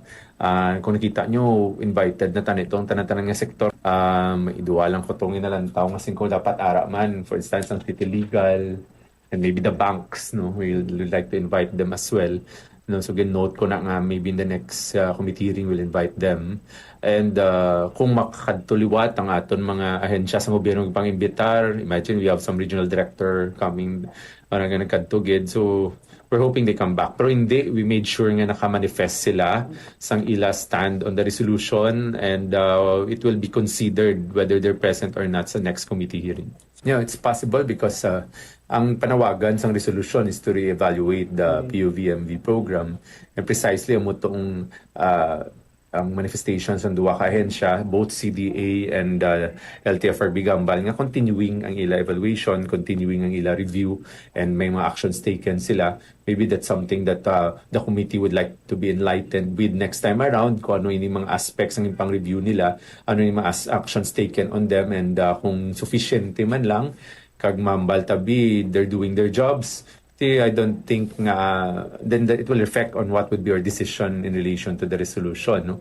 Pero kita tanga kabus and we find wisdom in ang ginaduso ni Councilor Doron, and the committee will not be thinking twice of endorsing it back to the council as well. That's why ginaklaro namon na ang ginapanawagan ni Councilor Doron is to evaluate the PUVMV program as a whole.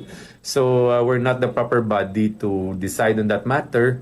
It's just a sentiment nga gusto niya i-share man sa bilog nga council nga reviewon ang programa sa kabilugan. No? So something that is already also being done. In fact, manifest man to sa pila ka sektor na nakakadto na sila sa Supreme Court, naka-attend man sila sa Congress. And in those cases, kung based on what we've seen also in reports, they're doing the necessary evaluation of these matters as well. So, base nakulangan pa si Councilor Doron, mo ning ginalantaw naton. That's why we wanted to know if hindi pa sufficient yung mga actions taken sang, for instance, ang Congress, in the locally, ang LTFRB, ang CDA, and nationally, ang Congress and Supreme Court. If these are not yet enough for him, Katie, I find this as the proper platforms for that. Then, muna. So, these are things nga hindi natin masabat. I have to admit, hindi enough ang committee hearing really respond to any recommendation to the resolution kay wala ang proponent. So kung magbinaisa ito karon or may mga magkatuhay nga reaction karon, the proponent will not be there to defend it, no? So it would be wala man sang iban nga kon speak in his behalf na even from his office. So the committee would like also to be at the very least sa hearing, neutral anay para maintindihan tang duwa ka bahin. Kaya once makarekomendar na kita whether favorable to the resolution or not, then dira na ta makambal nga may stand na ang committee on the matter. No? We don't want to preempt that para mayo man nga mabatian tang duwa ka bahin both for or against the review of the PVMV. Basta klaro lang sa tanan nga hindi kita ang proper agency to change or to stop the program. Sentimento lang ang pwede ta mapagwa. And if it's a shared sentiment, then we will do so. If it's a divided sentiment, then I don't think the council could make a stand on that matter. But ang ginpabutsyag lang ni RD Altura is the fact nga review man sila. They're doing that regularly, no? Albeit, mangkot ko ni kung may time frame na every semester, every month. Pero baya as the need arises, as the program are recommended, may gina-review sila and may action sila taken. So that's why para sa iya, redundant na ning call for review kay ginaobra man siya. No? So that's something we will also consider. Kaya on one hand, may ara ginaobra. Ikaduwa, it's a question whether satisfactory ng ila ginaobra to merit nga hindi natin magpasa ng resolution. So diri amo ning mga talakson naton nga matters. Kaya it's possible that Councilor Doron believes hindi pa enough ang inobra ni LTFRB o hindi pa enough ang inobra ng CDA o hindi pa enough ang inobra ng congressman at this point which are re-evaluating the program. So that's why it really hangs on the proponent. So sentimento lang ning pwede natin mapagwa. Basically, ang mo itong ginaklaro ko, hindi kita ka-baylo, hindi kita pugong, hindi kita kauntat.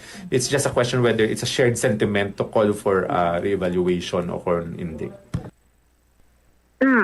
Bombo siyam na batian sang mga kabombo naton si Iloilo City Councilor Chedfrey Cabaluna. Diin ko no si Councilor Doron? Actually, bombo siyam ang rason diri nga initially nga wala ini siya kuno naka-attend Bangod man nga wala na palabot o kung wala ini siya na inform sang iya staff nga may ara gali isang committee hearing regarding diri sa ginpasar niya nga resolution nga pag-re-evaluate sa nga PUBMP Bomba Shop. Kamagyan mo Angel? Kulang sa ano? Wala sa kuno kakuan, wala din sa kuno gin-inform bala or wala na inform sa iya staff. Rason nga ti wala siya naka-attend. Pero sino nag-schedule Abang what siya actually ning schedule nga ni is example be naka-schedule be si Councilor Cedric Cabaluna sa committee hearing, gina-inform ini ang mga persona, especially nakakadto gani Bomot Siam, ang mga mga director day attorney Altura araman, ang CBA araman ti nakaset ni nga daan ti wala lang na relay kuno sang iya nga staff si Councilor Romel Doron ang date ka ang tuntani may committee hearing Bomot Siam. Kabudlay kay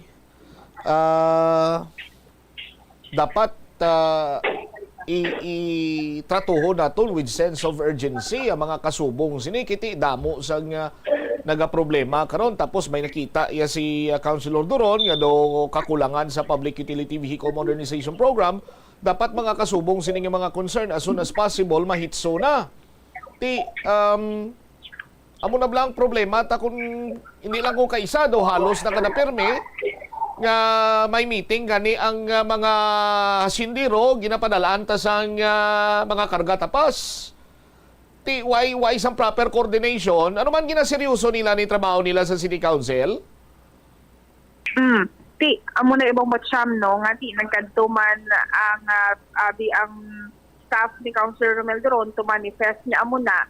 Pero with this one do ang matabo diri ipatawag ini sila liwat ang mga nagtalambong sa committee hearing tungod kay ti para next time nga ara na si Councilor Romel Doron ma-defend sang maayo pag ma-prestar ini sang maayo. Pero ti mambot siyam nga ang namit ani gani kunong bali Councilor Cedric Cabaluna ang first na committee hearing nga natigayon kay kompleto ang ara sa lista ara kanlay attorney Altura from LTFRB, ara ang CBA, ara ang mga may concern man or hindi gusto sang PUV o modernization program man halos kompleto na ko tani mong watch. It's just that wala lang gid or nakulabos lang gid ang presensya man di ni Councilor Romel Doron nga ti kumalumduman mong watch no siya ni ang proponent sang nasambit abe nga resolusyon. Di as simple as that. Wala na dayon why siya ma-info why agin pabalo sinong staff ni Attorney Doron na nagtambong to sa ang sa committee hearing mo Cham? O di bala nagpropose yang mapatigayon sa committee hearing? Ang gi-refer niya ni Ani Bombo Cham si Councilor Romel Doron gi-refer yun yung resolution duging kuan niya anay gin-pa-refer anay sa Committee on Transportation. Ang team ni Councilor Cedric Cabaluna ang nag-set up sang date para sa committee hearing. Sa sanoya gani gin-refer to sa Committee on Transportation? 2 weeks ago niya tablabang botsa 2 weeks ago pag-refer niya nag-schedule si Attorney Cabaluna dayon. Sang adlaw. Oo, sang adlaw. Di pag-schedule to, ano natabo? May proper information dissemination? May araman mo siyam naka-attend gani iban niya mga participants tingang wayakaten si Councilor Doron. Amo na gani ko no wala ko no na-relay ng iyang staff ang information. Tingnan mag-amo na Councilor Doron, sir, patindugada sa ibabaw sa 7th floor style bla ni Mayor, patindugon niya na kag sikaran para nga mahulog to halin sa 7th floor tas dalom. Halin sa 8th floor mo Cham. Sus Maria kagusip po. Ay nano klaseng sistema ato ni man. Tingaway agin pabalusan nga staff ya si Councilor Doronao. Do na mislok niya tabong bot sa balas schedule mo pero tilang taon. Amo lang kita sinapermi mislok lang tibot silingon ang concern gali niya sang mga piktado may kantanan sa Public Utility Vehicle Modernization Program isandig ta lang niya sa mislok. Amo lagi mo Cham no do kanong gundin man tuod kay may mga nagkadto na nga kumbaga gin-schedulean kit nila sang maayo ang ining committee hearing pero unfortunately Basi next time ko nga hearing, kung hindi ini sila makakadto balik liwat, nga ara na si Councilor Romel Doron, iplastar lang ang manifestation nila, mati the first hearing, amuning ilang nga sentimento, kay ti ang tion balabang botsyam, syempre may schedule maadaan ang iban mo. Alright. Ini si Bombo Angel Pichiliertan para sa the number 1 and most trusted radio network in the country, ang Bombo Radio Philippines. Basta Radio, Bombo! Oras sa Bombo Radyo Iloilo, Philippine Standard Time. 26 minutos na nakaligad sa takna sininga launa. Tiyang matabo sini karon banwa, pananglitan abi nga ma-reschedule kag ang mga ginimbitar ni Councilor Sedfrey Cabaluna nga mga resource person ang hindi naman makatambong kag ara naman si Attorney Doron, anong matabo? I-cancel naman, i-schedule naman, reschedule naman. Tinagapakita lamang sang pagka inefficient, pagka inutile, hindi seryoso nga pagtungod sa trabaho.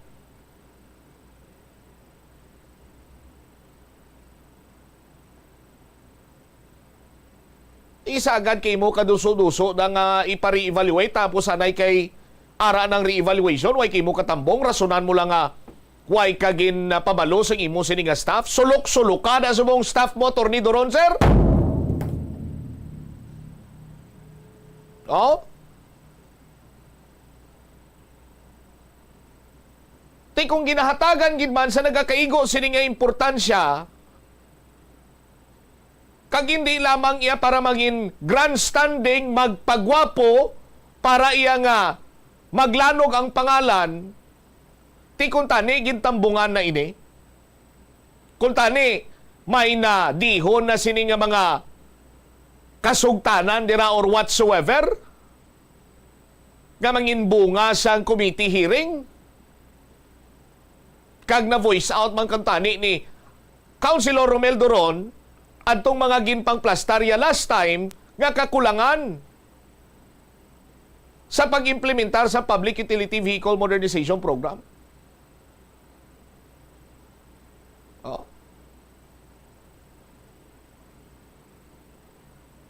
Ti magapabilin karon sa paminsaron sa mga pumuluyo sa syudad sa Iloilo.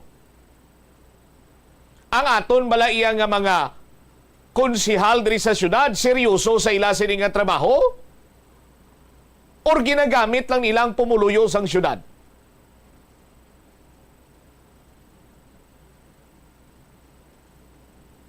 Ha?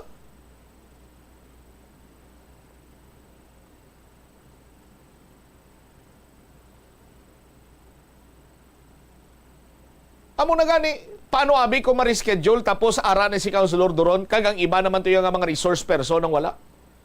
Reschedule naman? Ipaplastar lang? Oh. Waste of time and resources para iya karon sa syudad sang Iloilo.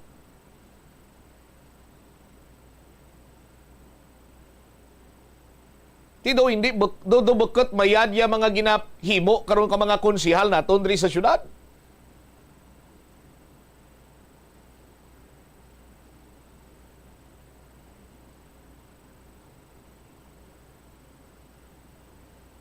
Kung para gani sa pumuluyo ti mayara sang mga nagatungod sa ila sini nga katungdanan. Ginhimo man ni Councilor Sedfrey Cabaluna iya sini katungdanan nga gipatawag tong mga mayara sang kahilabtanan sa Public Utility Vehicle Modernization Program, bangko, Cooperative Development Authority, so on and so forth. Karon ang nagduso sini nga pari-evaluate why nagtambong. Mas maayo guro ko ng mando magikan sa kay Mayor Jerry Treñasay. Oh? Kay kung magikan ang mando sa kay Mayor Jerry Treñas, dasig pa sa alas 4 nga tren ang pag-aprobar sini. Oh? Approve without thinking dayon. Kay tiyang balon man lang yan sang konsihal. nga ti nagapati man kita nga gintun-ana ni Mayor bisan di ta na ni pagtun-ana approve without thinking piyo nga lang mata mo pero mahina dira. Ti base mo paning kinahanglan para nga ang tanan magtambong. Ara ang tanan. Or maybe no, sa aton sini nga mga kabombo, amarguso lang gid ya. Pait, bitter. Si Councilor Doron sa kay Councilor Sidfrey Cabaluna nga daw kasubong iya nga luyag iya nga labugayon lang. Ang naplastar kag bisan papaano na puro puslan nga enhanced land or enhanced local public transport route plan.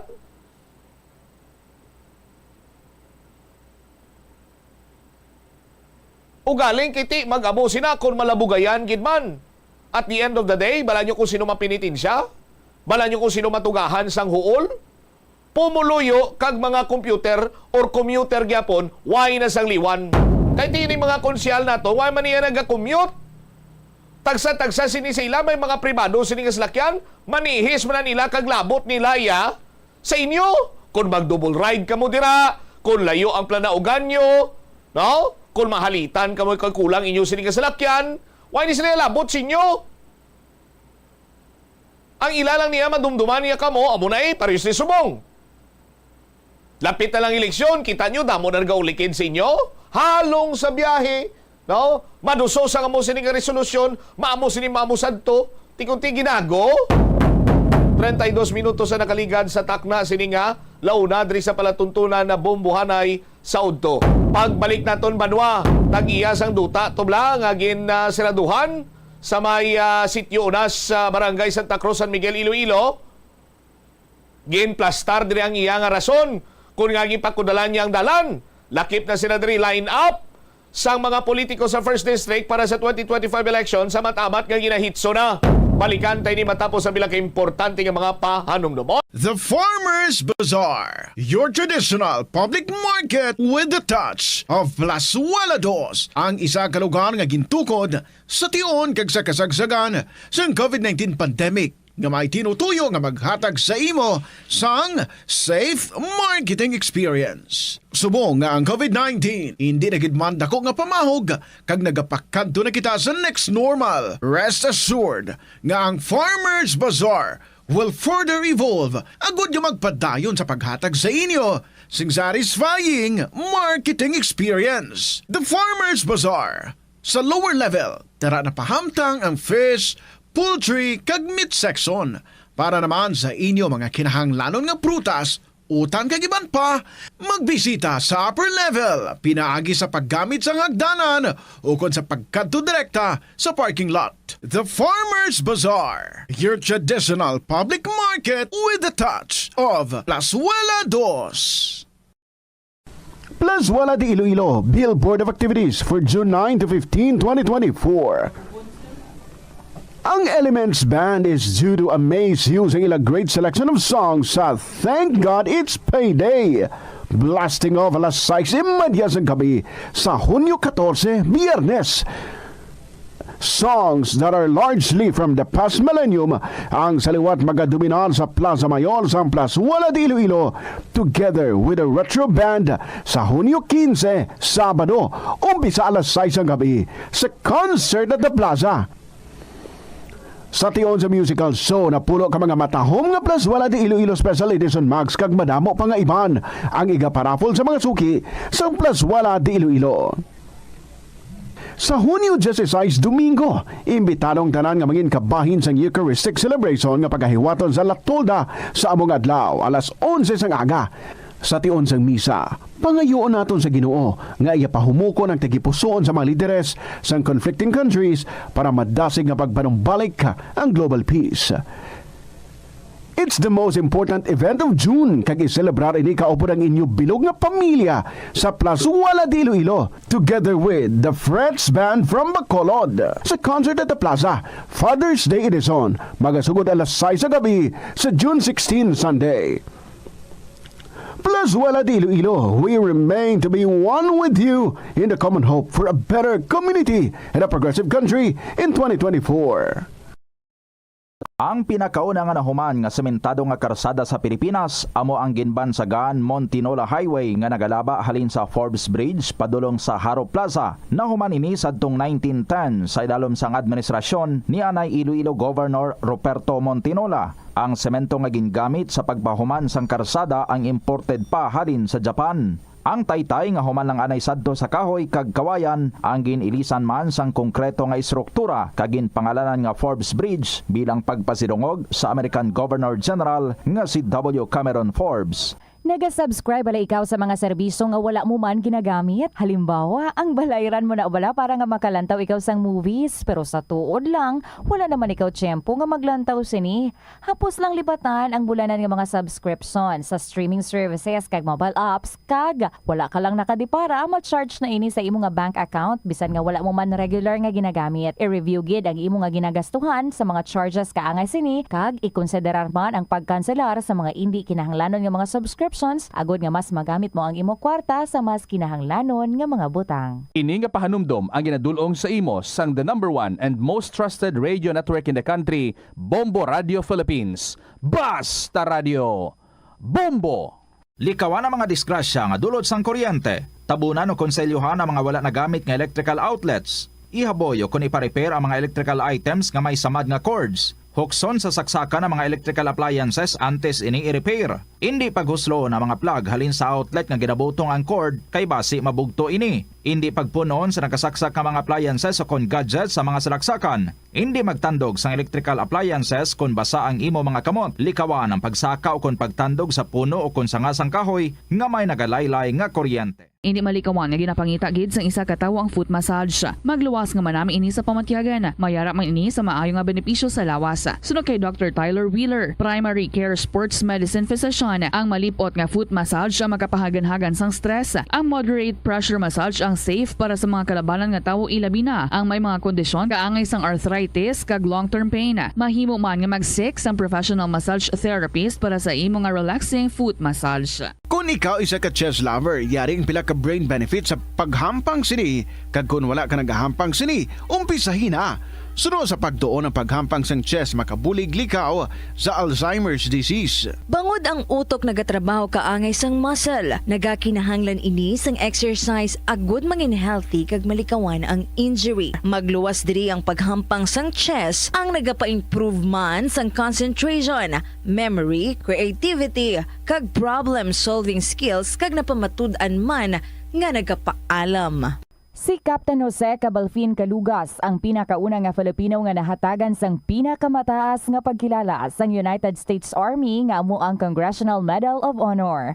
Natawo si Calugas adtong 1907 sa Leon, Iloilo kag nangin katapo sang Philippine Scouts adtong 1930. Sang naglupok ang World War II, nagserbe si Calugas bilang Master Sergeant sa 88th Field Artillery. Sa inaway sa Bataan Peninsula batok sa mga Hapones sang January 1942, nagpakita si Calugas ang tumalagsahon nga kaisog kag pagkabaganihan sa patagawayan nga nakakuha naman sang pagdayaw sang US Army rason nga ginpasidunggan siya sang Medal of Honor. Ang cabbage o kon repolyo masaming nga panakot sa aton mga linuto. Suno kay Vanessa Voltolina. Ang cabbage isa ka excellent source ng vitamin C nga importante para sa pag-maintain sang strong immune system. Ang glutamine isa ka amino acid sa cabbage, isa ka makusog nga anti-inflammatory agent nga nagabulig sa pagbuhin sang joint pain, arthritis kag allergies.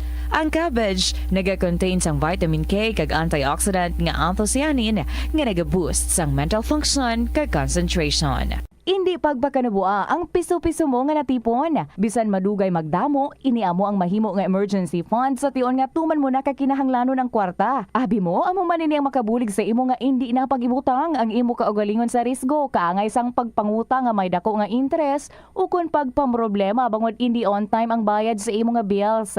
Ang imo man nga savings ang makapaligon sa imo nga saving security sa tion nga abi halimbawa madulaan ikaw sang obra. Ini nga pahanumdom ang ginadulong sa imo sang the number 1 and most trusted radio network in the country, Bombo Radio Philippines. Basta Radio Bombo! Yari ang mga tips nga dapat mo tandaan agud nga mangin safe and healthy ang pagkaon sa imo nga pamilya.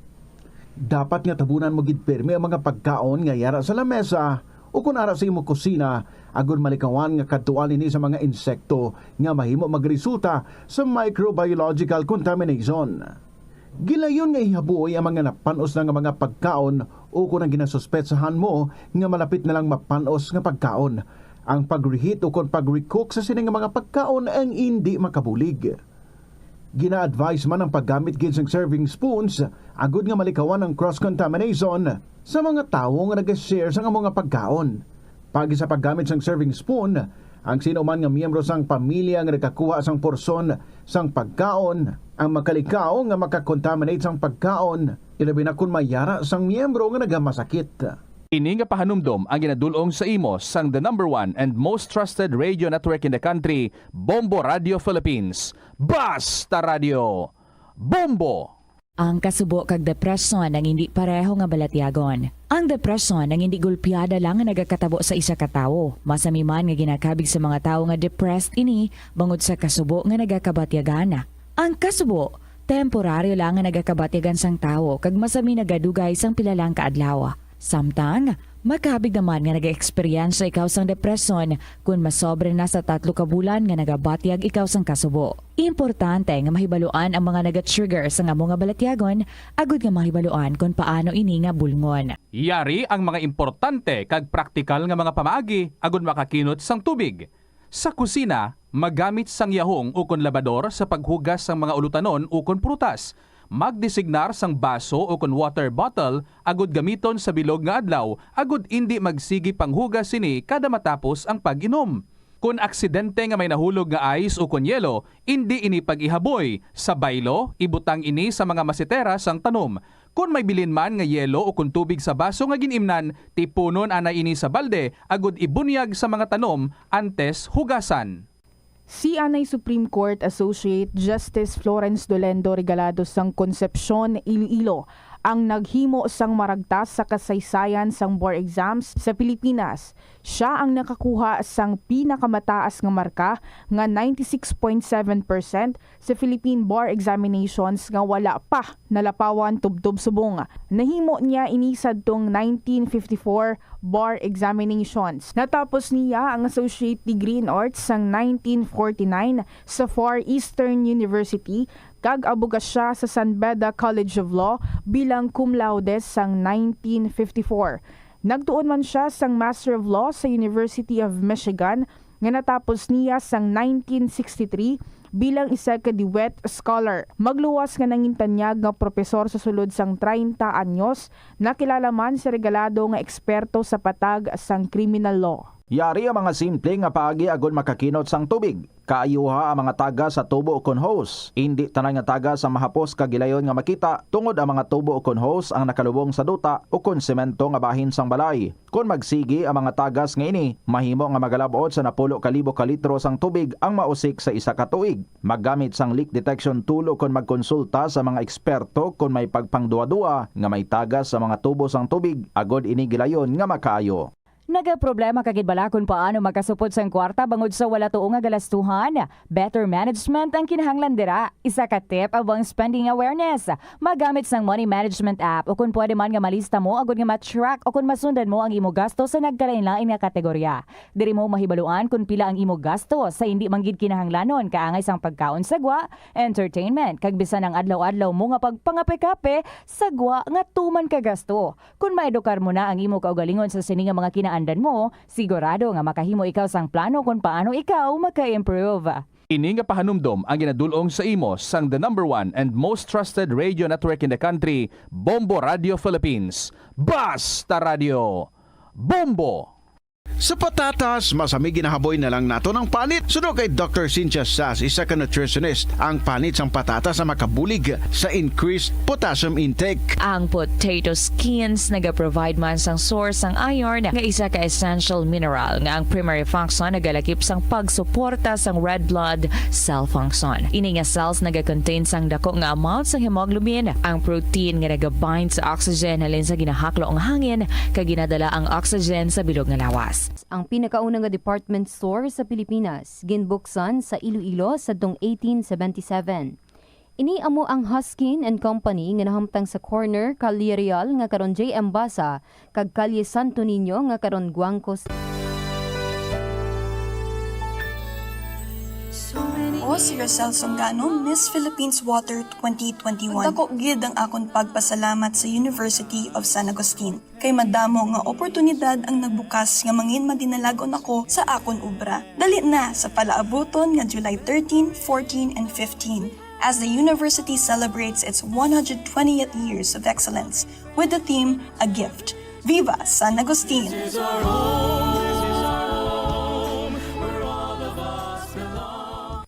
Hindi lamang sa jeans o kung tugas ang katigulangon ang rason sa hair loss o kung pagkaunot sang buhok. Natukiban sang health expert sa South Korea nga ang hair loss ang tuga sang environmental factors. Sa Bombo Radyo Iloilo, Philippine Standard Time, 46 minutos na nakalighan sa takna sining alauna. Balik na diri sa pagpangalagad sa Bombo Anay sa udto sa DWFM Bombo Radyo Iloilo. Kung madumduman nyo pa sa nagligad, ginpabombo diri ang barangay or sitio Unas sa barangay Santa Cruz, San Miguel. Bangod man sa sining hindi pang-insindihan ay dira sa pila ka mga pamilya kag pagpasarado sang ginapahayag road right of way. So why na lagyan karon ang masubra na pulo ka mga pamilya sa nasambit sining sitio matapos kay ginpasarado sang nagapakilala karon iyang tag-iya. Now, nagapamangkot kita why man sang ipresentar si Nadri Manwa karon iyang mga dokumento abi sa mga nagapamatuod nga pribado inang aduta kag may nagapanag-iyagin man inabi kang maghambal abi nga ari sa ako ng titulo o akon ini propiedad. So may kinamatarong ako nga magpasarado si Nadri. Nagpadulong diri sa estasyon sa Bombo Radio ang nagapakilala nga tag-iya sining nasambit nga duta nga ginaawayan kag iya man sining nga gin patpat diri kung anong iya rason kung nga gin pakudalan niya ang duta. Si Bombo Marisol Viñas may follow-up report. Sol, sa report please kami. Yes, Bombo Cham, personal gid diri no nga nagpadulong kag nagpaathag sa aton tapan ining nagpakilala nga tag-iya sang lupa kag ginplastar ang rason nga hasta subong sirado sa gihapon ang ining ginpabombo nga alagyan diri sa may sitio Unas, barangay Santa Cruz, San Miguel, Iloilo sa diin matandaan no kag kun matandaan sang aton mga kabombo nga sang Hunyo 10, 2024 ano man diri no nagpalambot sang reklamo si Mr. Florante Asibuque sang among nga barangay na hanungod iya sa ginsiradaan nga ginaligar isa ka right of way nga ti ginsirado personally diri ni Berting o kon ining si Roberto Salarda nga sa diin ginaligar ginsugo kuno ini siya ni Femi Montaño nga amo ang tag-iya sang lupa. Pero sang natigayon naton diri nga ma-interview si Mr. Roberto Salarda ang nagpakilala kag ang nagaklaim nga tag-iya sang lupa Bombo Cham sa diin may ginpakita man sang gina siya nga pila ka mga papeles nga ukon makapamatuod nga sa iya ang o part siya no sa tag-iya diri sang lupa Bombo Cham kay ang iya sini nga tatay ang iutod sa iya nga tatay ang personal ligid nga nakapangalan sa ila ining titulo sang lupa kag agin hatag sini sa iya ang titulo kag subong personal ara sa iya ang titulo diri Bombo Cham kag tigin klaro niya no ni Mr. Salarda o kon ni alias Berting diri nga siya mismo subong ang nagapanag-iya sang lupa kag siya ang personal gid nga nagpasirado sang amo nga alagyan kag hindi si Femi Montaño kag wala ini sang kahilabtanan diri sa iya nga desisyon. Suno kay Mr. Salarda diri Bombo Cham nga ang ila sini nga away o kon ang ila nga hindi pag-inintindihanay ang nagroot gid sa sining pagtapas sang mga asibuke sang iya nga lumboy nga isa sa iya mga ginapangabuhian. Kag sang time nga to sang ginpatapas inindanday asibuke o kon specifically ginpasarahe ginpatawag ini o kon nagpa-blatter ining si Berting diri sa ilang punong barangay kag didto may may negosasyon nga natabo sa diin panukot ining si Berting sang 10,000 pesos sa mga asibuke kabaylo sang lumboy nga ilagin pa kuha abi sa lupa nga ginaklaim ni Mr. Berting o kon ni Tay Berting diri Bombo Cham kag naghinyo diri ang mga asibuke nga kung pwede 2,000 lang ang baydan nila kag dito nagkasugtanan nga 2,000 na lang Bombo Cham kag nagpatawag pila ka mga series of meetings kag sumon so kaduwa no sa barangay wala nagatubang ining mga asibuke kag kaduwa naman sa lupon so mga 4 ni tanan wala gid nagatubang ang mga asibuke kag pinakalas nila no nga meeting abi amo ang sa Domingo nga adlaw sa tungaman sang Lupon sa diin amo lang man natani ang ginahinyo diri no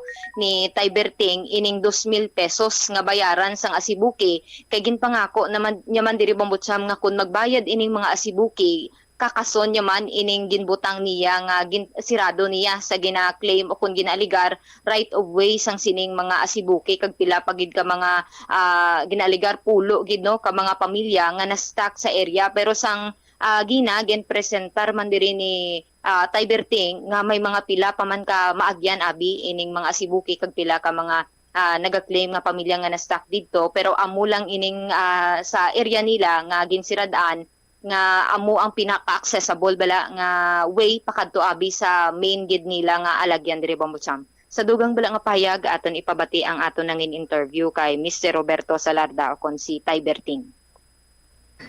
Pangako na kanakan, 10,000 ang sukot ko. Nagpakit lang 2,000. Why na ko gintubang? Silad. Asat lado ay katubang, nagpabumbo pa. Kapila do ka mo magpa-blatter abi sa barangay kag magpasukot. 4? Oo, sa apat ni kabeses kapila siya nagatubang. Isa lang. Kay isa. Ano istoryahan ninyo? Last time. Nga ibaydan ako. I-opinion ko ang katubi ninyo. Iuli mo pinangguba mo. Anong din panggubaya? Balay ka, tambi ko eh. Kay Sinoda. Montanyo eh. Okay, oo. Jambal ko, ako ang nagpakudal, wala silabot si Montanyo. Si Roberto nagkudal. Si Berting. Tapos, after nga napakudalan, nagpatawag liwat si Cap or nagkanto sila kay Cap? Waiman guro. Or nag-istorya sila sa inyo? Waiman. Waiman. Kamusta to subong niya ginaagyan nila? Di ko nilinin sa bumbo. Indarani kompol imana dyan nagtok ninyo.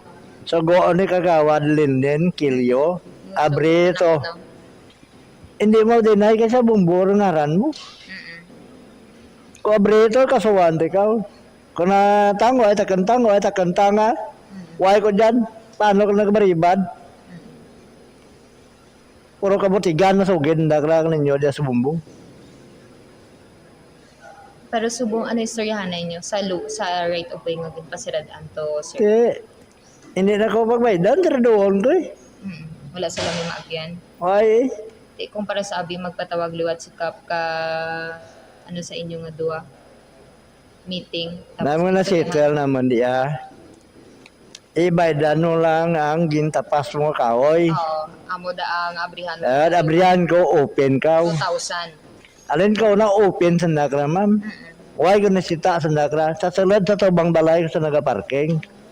Pila ibayad nila dapat? Ang salumboy nga gintapas. Sukot ko ni 10,000. Oo. Nangulo-ulo sa nga 2,000 pigado man. Wala gid nila. Amo lang man ang ginahulat. Nalat ko ang diya nga baydan ko. Opinion ko diya. Batian diri Bambutsam ang kabahin sang aton interview kay Mr. Roberto Salarda. Kung amo nang kasugta nila to sa tubang ni punong barangay, basi kung pwede pa mala na may istoryahan liwat kag kung may mga dapat nga balayran or kung ano mga sistema dira para lamang nga tapos na ining problema dira kag makaagi man dira ang pamilya Sibuke, tubang ayos na liwat to kay Kap para nga mahitso na ni kung may mga balayran gid man kung ano sistema dira kay si Tayberting ni mayara man sang rason kung nga ginsarado yan ang iya sining rason kay gintapas kuno sa mga Sibuke ang lumboy nga ginapanag-iyahan ni Berting. So kikasugtan to mabayad ka 2,000 kay ginayo kay pigado man inagsugot mo ng tigulang why na tabi nga ipatawag liwat ni Kap istoryahon kung anong mga medyos posibles dira para nga matapos na ning problema dira kag mabalik sa maayong pagtamdanay nila, Bombo Marisol? Roger, on that, Bambutsam, last nila ni nga makitanay abi sa Lupon sa Domingo nga daya Bambutsam kag ti amo lang gid na og pangako man gani diri ni Tayberting nga abrihan gilayon ang inang area ang ginsiradaan niya kung magbayad man ang ining mga asibuke sang 2,000 pesos nga iya ginapangayo kabaylo sang lumboy nga ilagin pasarahi. All right. Ini si Bombo Marisol Binyas para sa the number 1 and most trusted radio network in the country, ang Bombo Radio Philippines. Basta radyo, Bombo! Salamat gid na Bombo Marisol Binyas. Kagamay nga bagay kag hindi na dapat pa iya magdako. Pwede man lang gali maistoryahan. Para nga magbalik na ang mayo nga pagtamdanay nyo istoryahin nyo sa tubang sa mga barangay official para nga may mga witness ka mo. 56 minutos na nakaligad sa takna sining launa update sa politika sa probinsya sa Iloilo. Line up kuno sa mga politiko sa 1st District para sa 2025 elections. Amat-amat na nga ginahitso. Hibaloon na to nabi kung sanday sino ining mga kandidato sa Premier Distrito. Amo ni bala ang dumduman yung sang una mayara sang ambahanon nga we are one in District 1. Dapat kay Premier Distrito sila ang mauna diga sang ilan sining mga kandidato dire. Aber i-check naton ang linya ni Bombo Lindsay Bade sa paghatag man sang dugang sini may impormasyon na tuhoy karon sa amat-amat na nga paghitso sa mga kandidato para iya sa 1st District sa palabuton sining 2025 midterm elections. Check naton ang linya ni Bombo Lindsay Bade. Sa aton sini nga pagpangalagad driman sa palatuntunan na bumbuhanay sa udto. Standby ka mo dira sa aton sini nga mga kabumbo sa mga nagahulat-hulat sang latest update karon sa politika sa probinsya sa Iloilo naman kita nay makadto kita sa 1st District. Sanday sino bala ining mga kandidato? Sanday sino ang magapapili sa posisyon?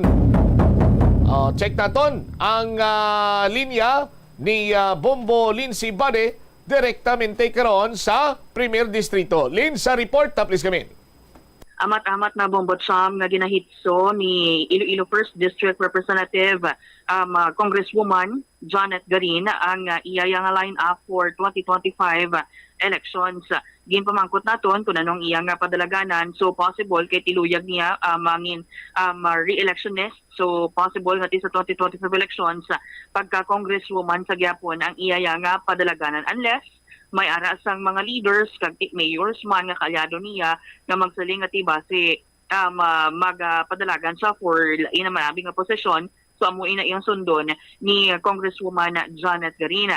Sa 1st District sa bahin sang Banwa sang Uton, wala pa dra siya sa kahitso, wala pa na kumpletong line-up dra kay medyo ginaistorya pa kuno sang Congresswoman ang kung sinong iya manging kaalyado dira ang mga mayors, vice mayor kay mga councilor sa may Banwa sang Uton. Sa Banwa sang Tigbawan do amat-amat hindi sila goods ni Mayor Fusin dira sa Banwa sang Uton. Hindi magupod si Mayor Fusin sa iya. Amo gani bombotsam kay do ang ginatulod diri nga daan sa pamilya Garin nga magpadalagan especially ni Congresswoman Janet Garin si Mayor Karina Flores bala sang magbagbadlagan for Vice Governor. Anong ayaday ron sanda? Tiya mo na luyag din niya pero do may ara sang doona do nainganyo man si Anay Mayor Karina Flores pero do subong do naglain kuno ang desisyon dari ni Anay Mayor Karina Flores. So subong ginaistorya diri ang sa Banwa sang Uton kung sino magapadalagan kag mahitso ang official line-up sa Tigbawan. Lapit na lang nga makumpleto ang line-up for Tigbawan. Sa Banwa sang Gimbal wala ya kontra suno sa iya. So siyempre, ang pamilya Garin sa Gyapon, dira Mamosam. Siyempre, si Manang Jennifer yato, budlay to ya bangbangon sa Gimbal. Teritoryo na sa mga Garin na mo. Gani. Amo gani, Mamosam. Sa Banwa sa Igbaras, na hulat pa niya, maistorya pa siya kay Mayor Escorpion. Sang Banwa sang Igbaras, Bombotsam, wala pa man actually sang official nga line-up. Pero tingin na respect ya diri ko na naman mga desisyon ko no ani Mayor Escorpion sa Banwa sang Igbaras. Sa Miagaw, pero sa antes na magpamiagaw sa Tigbawan to, may kaupod na to sinong kaupod niya dito?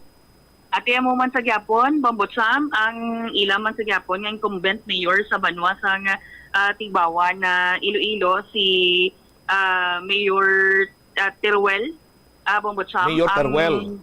Oo, ang mga padalagan ti possible ti of the 9 months sila may ginahitso lang ng mga konsehal suno sa iya. Pero sa banwas ng Igbara, sa moto na sa linggo, hulaton pa niya may istoryahanay pa sila with Mayor Esculpion.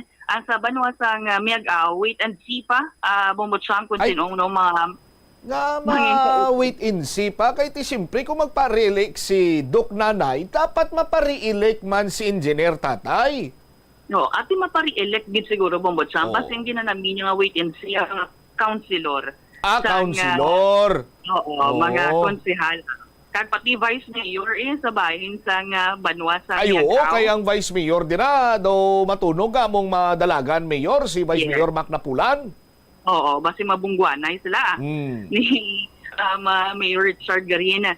So ini nga ang mga banwa sa San Joaquin kompleto naman Bombotsam nung ilang mga dari ilang mayor, vice mayor, si Mayor Ninfa Abi matapos na term niya Bombotsam mo. Ti sino mamulo siya si board member Val? Oo, matunog nga pangalan kay board member Val Serag, pero wala pa man na siya ka-confirm kung mapadlagan man siya as mayor sa banwa sang San Joaquin. Tapos ang ilan na malanggamay na malangasa sa konsehal amo pa nang ginahitso nila. Pero naghatag diri sa headline si Congresswoman Janet Garino nga dapat makumpleto na ang ilang line-up by end of June. Bombotsam, kaya tinamig gid kuno akong temprano, pabla kay para nga ti mapakilala pagid sa mga tawo sa Premier Distrito Bombotsam. Ari bala sa tubungan do ginakalimtan mong tubungan now? Ay, sa tubungan complete na slate nila. Kompleto na. Kompleto na. Pati mga SB member. Yes, complete na gid, wala na sang kulang. Abot na nibubot kung ano plastada na. Kung sa una abot na ni Rocket. Subong niya sa tubungan, abot na nibubot na kung ano plastada. Oo, amogid. Sa San Joaquin, isa na lang gali ka konsehal ang kulang nila dito para makompleto man ang ilang slate. Bombotsam. Ari pa batita bala nanging pahayag dari ni Congresswoman Janet Garin. Personally, I might be up for re-election. Mamunang ginalantaw ko. Unless kung magambal ang mga leaders namon, ang mga mayors namon, nga hindi okay na iya. No, pero as it is now, may plan for re-election kaga tubungan more or less we already have a complete slate. San Joaquin, may ara naman niya, kulang na lang siguro daw isa ka konsihal, 1 or 2 councilors. Oton, medyo ginaistorya pa. Higbawan is already taking off. Gimbal daw, wala man niya kontra. Igbaras, nagahulat kami yan, nga istoryahon namon kiti. We respect ang equity of the incumbent. So, Miagaw, wait and see man. Pero ti ako ya on my part, sige-sige lang gid ako ya ubra para sa mga pumuluyo because that's part of my obligation. But at the same time, ginabuligan ko man ang atang local government official. So, naghatag kami kang deadline to firm up all lineups by end of June. Kay mas manami nga temprano balaan ko ron ang mga kandidato nga ginpili kang mga lideres para mabuligan man sila no ya mapakilala sa tawo kag makita namon kung ano gid man ang ilaya nga mga plataporma. Ang first district ng Iloilo, ang tanan nga madalagan under sa akon will be filing under Partido Lakas, no, together with Speaker Martin Romualdez. And sa Partido Federal ng Pilipinas, sa pakaintindi ko sa ginambal ka namon niya, kag sa istorya man ni Secretary Anton Lagdameo kay SAP, magkamay-ara alliance, no, ang PFP kag ang Lakas, no. So if there are candidates sa lokal no pagaistoryahan. So amo na iya ang mga discussion. So laban-laban niya siguro si Gov, ma-PFP pagkatapos ang congressman depende no sa mga distrito. I think ako kag ang 5th district sa Lakas pero si Kong hindi ko sigurado sa ilang mga announcement pero si Kong si BMC Ma'am Binky daw Lakas man eh. Tapos si Perch is with NP. Si Kong Mike gahulat man kami kung may mga changes, pero more or less may mega alliances ang mga partido amo ng NPC, PFP, Lakas, I think even NP and NUP may alliance. So pag-istoryahan lang gid kung may mga posisyon nga madubli bala ang kandidato na. So istoryahan na yan. Nabatian po Sam si Iloilo 1st District Representative Janet Garin. Why na ko nayagapati sa kung magdurubli dira sa posisyon na magadalagan kag ara sa within the Mega Alliance. May istoryan. Why mabinungguan ay magyapon ang alliance ara lang tos babaw. Pagabot sa dalom diya ti programa bala la city gasugod sa gabi so na libre. So na libre na to ya bumbulens, di ba? Naganay lang mo dayay kung magdaog ti sakdagon lang namon ang maperdi ti dipindi kung sakdagon ko hindi. Amo gid mo Sam, amo man ang pagpatag last time sang sabayan sa Partido Federal ng Pilipinas. All right. Ini si Bombo Lindsay Ermitanyo Bade para sa the number 1 and most trusted radio network in the country, ang Bombo Radio Philippines, Basta Radio, Bombo. Salamat gid Bombo Lindsay Bade. O tiplastado na kuno kag ang madalagan under sa kay Congresswoman Janet Garin yara tanan sa lakas. Subot silingon nga si ang abot na ni Bobot nga sa lakas man siya. May nag-message hindi sa ako, ano hada kay hindi kami magbungguanay ni Mayor Roquette. Imahuron kami. Amo gani, kitisan to abot na ni Roquette. Ang ekspresyon bla, no? Bisan din tabla na pwede magamit mo, no? Santo ang ekspresyon abot na ni Roquette. Why taman niya ginatumod si Mayor Roquette dira sa Banwa sa nga tubungan na. Subong ya ang sa mga millennials nga ekspresyon abot na ni Bobot. Why taman niya ginatumod si Kap Bobot sa Barangay Bacan na. Sa aton sinima kamo ekspresyon lang na yan naton. Di balakap. 7 minutos na nakaligad sa takna siniga las 2. Panay lang kamo sa pagmonitor kag upod sa pagpalayag sa Bombo Radio Iloilo. Pinagi sa aton sininga social media account sa Facebook Live, YouTube channel, and of course sa Bombo mobile app kag sa inyo Cinema Transistor Radio 837 kHz sa inyo nga mga radio dial. Standby na sa kapon lamang program, kaupo naman sa kay Tita Regine. Si Momot Shama Blanco, vergabilin sa imo sa manay nga hapon, may God bless us all. Para sa the number 1 most trusted radio network kinakantang Bombo Radio Philippines. Basta Radio, Bombo! The Farmers Bazaar, your traditional public market with the touch of Plazuela Dos, ang isa ka lugar nga gintukod sa tion kag sa kasagsagan sa COVID-19 pandemic nga may tinutuyo nga maghatag sa imo sang safe marketing experience. Subong nga ang COVID-19 hindi na gid man dako nga pamahog kag nagapakadto na kita sa next normal. Rest assured nga ang Farmers Bazaar will further evolve agud nga magpadayon sa paghatag sa inyo sing satisfying marketing experience. The Farmers Bazaar.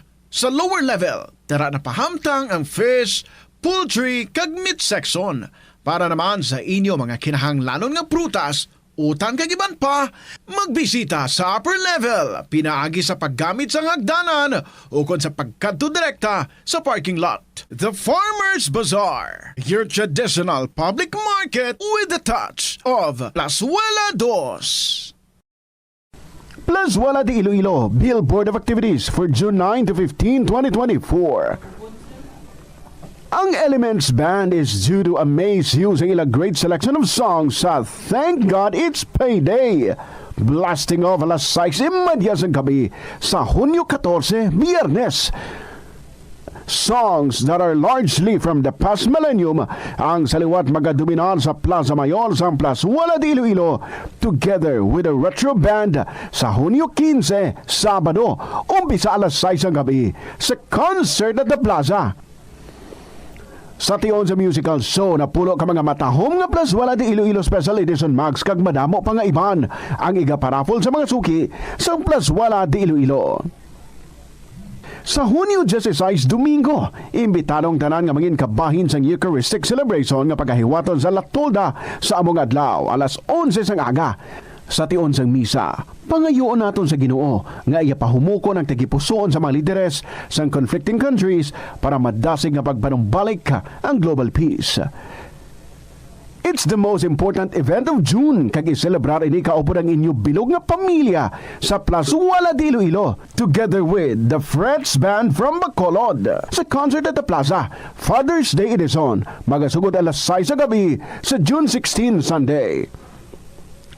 Plaza Walad Iloilo, we remain to be one with you in the common hope for a better community and a progressive country in 2024. Ang tambo o kung bamboo shoots manggaranon sa dietary fiber, low in calories kag power-packed sa essential nutrients. Sunod sa pagtuon sa comprehensive reviews in food science and food safety, ang phytosterols kag phytonutrients sa tambo ang ideal sa pagtunaw sang harmful LDL cholesterol sa lawas. Ang antioxidant sa tambo ang essential man sa pagpabaskog sa sulod kag sagwa sang lawas. Sunod naman sa pagpanalawsaw sang Journal of Ethnopharmacology, ang bamboo shoots mayara sang anti-inflammatory kag analgesic o pain-killing properties.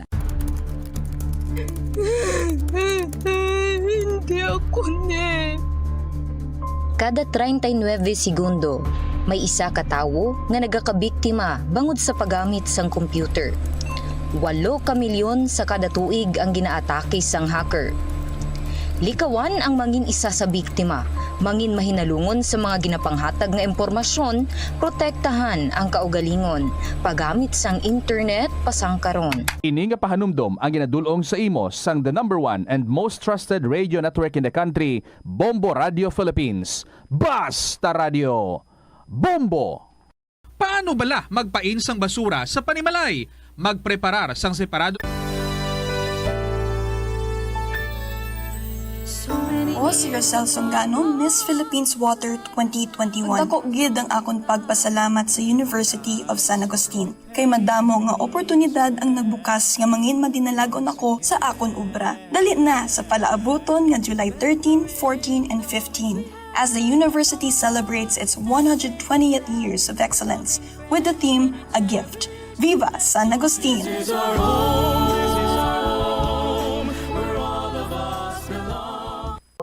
Nagaproblema ka man wala sa pagtuon kung suspendido ang face-to-face classes bukod sang tuman ka init nga tiyempo? Paano ka bala epektibo nga makatuon? Bisan wala ikaw sa eskwelahan. Kinahanglan gid nga hibaluon mo kung saan ikaw pinakaproduktibo kung magtuon. Inibangod iban sa mga estudyante, mas epektibo ang pagtuon kung sa gabi, samtang ang iba naman ang mas produktibo kung adlaw. Hindi pagpilita ang imo kaugalingon nga magtuon kung feeling mo nagapalangluya ang imo brain power. Pili agid ang tion nga alerto ikaw para sigurado nga maproseso sang imo utok kag hindi makalimtan ang imo ginabasa, ginasulat o kun ginapamatian. Ini nga pahanumdom ang ginadulong sa imo sang the #1 and most trusted radio network in the country, Bombo Radio Philippines. Basta Radio! Bombo! Sa pagbugtaw mo sa aga, cold baladayon nga tubig ang imo ginainom? Ay, dali lang, wait a minute. Para sa ininit. Suno kay Dr. Deborah Weatherspoon, isa ka advanced practice nurse, mas maayo nga mag-inom sang alabaab nga tubig sa aga. Paathag ni Weatherspoon, iniya nagabulig sa lawas nga magpagwa sang toxins kag naga-improve sang imo blood circulation. Sa mga babayi, ang pag-inom sang alabaab nga tubig ay nagabulig man kung ikaw nagasuprer sang period cramps. Ang pertussis ang isa ka makalalaton kag makamamatay nga balatian ilabi na sa mga lapsag, nagalaptang bakterya pinaagi sa paginhawa, pag-ubo kag pagpangatsi sang tawo nga may pertussis o kun whooping cough. Ang mga sintomas ni ang nagaumpisa sa sipon, ubo kag hilanat, kanagalala ang ubo sa sulod sang isa tubtub duha ka semana. Gani kung nagabatyag ikaw, imo bata o kun himata sa nasambit nga mga sintomas, gilayon nga magpakonsulta sa doktor. Siguraduhon man nga mabakunahan ang inyo nga mga chikiting. Ang Iloilo ang pinakauna nga syudad sa luwas sang Manila nga nakaangkon sang direct shipping lines padulong sa iban nga mga pungsod. Halin sang 1855, nagaserbe na ang Port of Iloilo nga alagyan sang mga international shipping lines nga halin kag padulong sa Australia, Hong Kong, China, Singapore, Europe kag Amerika. September 29, 1855, sang ginbuksan ni Queen Isabella II sang Spain ang Port of Iloilo para sa international market. Mas nangin mahapos pagid ang trade sa tunga sang Iloilo kag Europe, ilabi na sa United Kingdom sang nabuksan ang Suez Canal sadtong 1869. Ang Ilonggo nga si Eugenio Eugene Torre amo ang una nga Filipino nga nakaangkon sang titulo nga chess grandmaster matapos siya ang nagdaog sang silver medal sa ginhiwat nga 21st Chess Olympiad sa Nice, France sang 1974. Sang 1976 sa isa ka chess tournament sa Manila, naghimo pagid sang maragtas si Torre bilang una nga nakaluto sa sadtuanay world champion nga si Anatoly Karpov sang Russia. Si Torre ang nangin malapit man nga abyan sang American chess grandmaster nga si Bobby Fischer. Natawo si Torre sa Iloilo City sadtong November 4, 1951.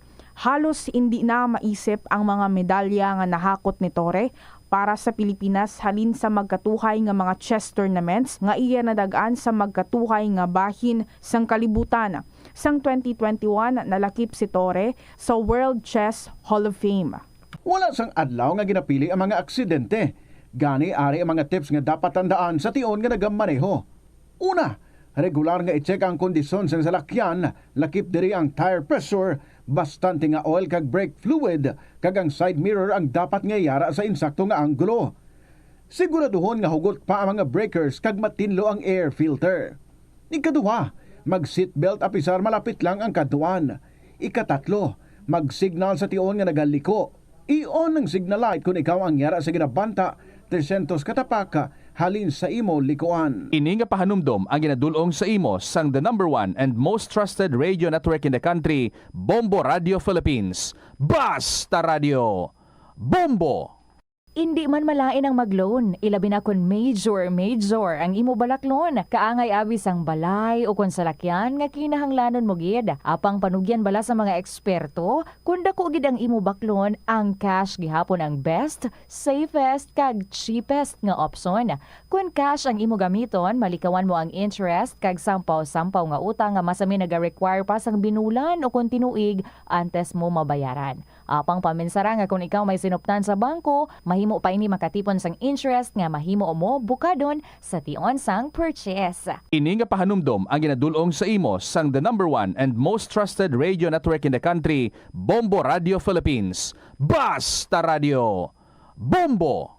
Yari ang mga simple nga pagiagon makakinot sang tubig. Hindi mag-shower o kon maligo sang malawig. Sa sulod sang panimalay, kalabanan sang tubig ang ginausar sa pagpaligo. Nagalabot sa 24% sang tubig sa panimalay ang natigana sa pagpaligo sa mga miyembro sini. Ang pagpanubo. Ito ang Bombo Radio Philippines. Fully digitalized.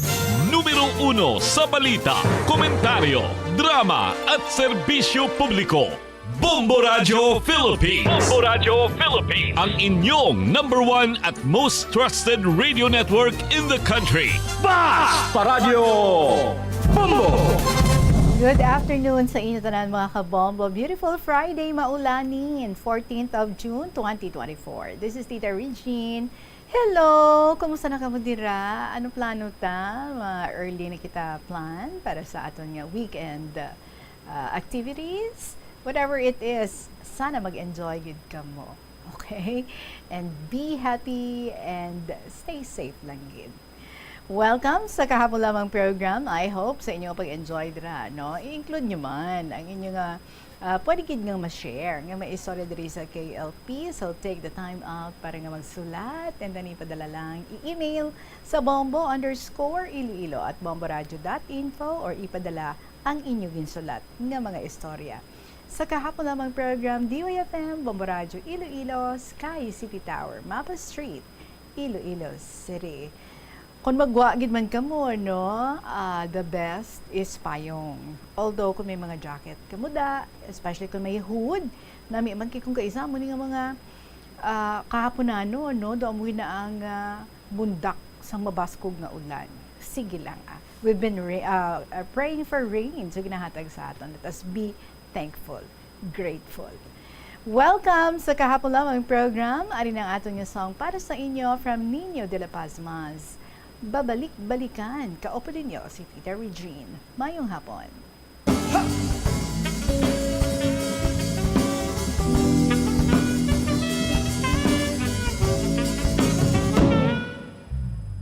Di sinasadyang mga mata ay nagtagpo at bigla na lang napalapit ang aking puso. Sinuklian mo ng ngiti ang aking ngiti, at ang dibdib ko ay di na napagaling. Nagising ang matagal na himig, nagising ang aking damdamin, kaya't ako'y aasa na rin. Balikan kita, hindi pa yun ang huli nating pagkikita. Marami pang nais malaman at mayroon ding nais ipaalam, kaya't balikan kita. Kung walang ulan, ikaw ang siyang naging dahilan na ang umibig ay muli kong natutunan. Malamang maya't maya ako'y nandiyan na naman, pagkat pangarap ko'y muli kang mamasdan. Di ko man maamin ng aking damdamin, ay alam ko naman na alam mo na rin, kaya ako'y aasa pa rin. Balikan kita, hindi pa yun ang huli nating pagkikita. Marami pang nais malaman at mayroon ding nais ipaalam, kaya't balikan kita. Balikan kita, hindi pa yun ang huli nating pagkikita. Marami pang nais malaman at mayroon din nais ipaalam, kaya't balikan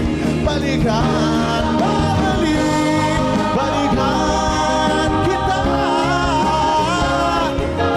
Hindi pa yun ang huli nating pagkikita, hanggat hindi ko pa nakitatanong ang pangalan mo.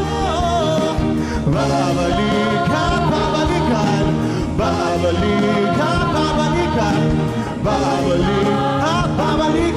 kita. Babalikan kita. Babalikan kita. Babalikan kita.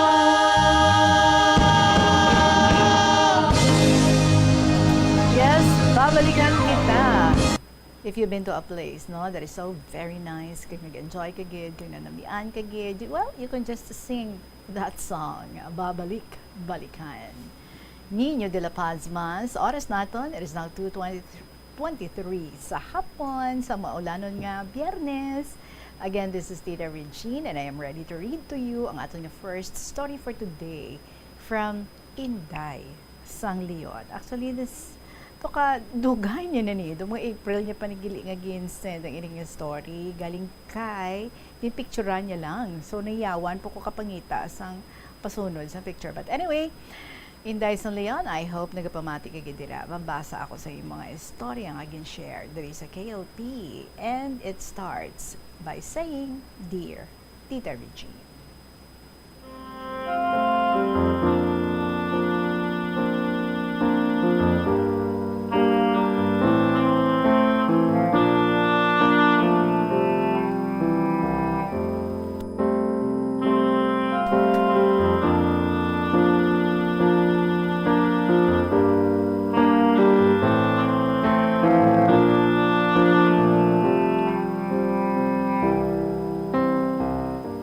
Maayong hapon sa inyo tanan. Ako may kasaysayan man. Natubtubuhi ako, hindi ko gid malipatan.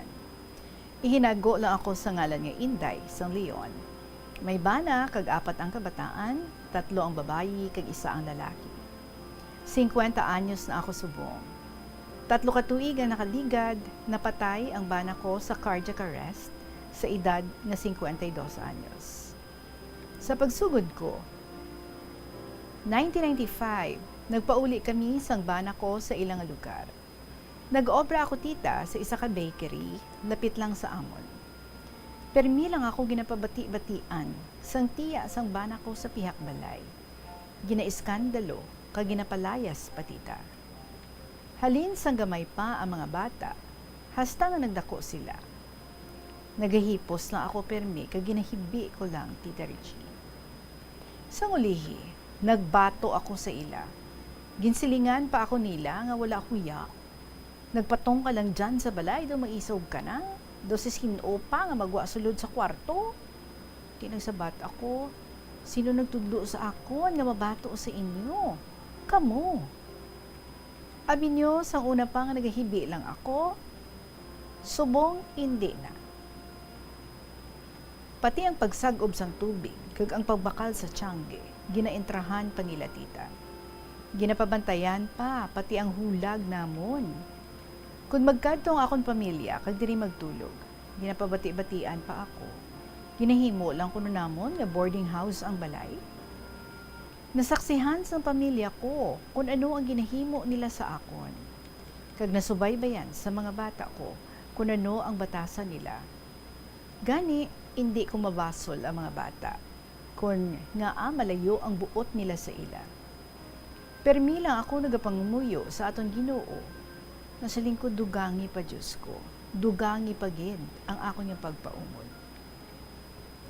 Sa laktod, 6 ka bulan, wala obra ang bana ko tita. Nagarara ako sa mga banig kag ginadala sa mga stores o kung tindahan. Dala ko pa ang 2 ko ka bata. Ang isa 4 ka bulan, ang isa 2 ka tuig.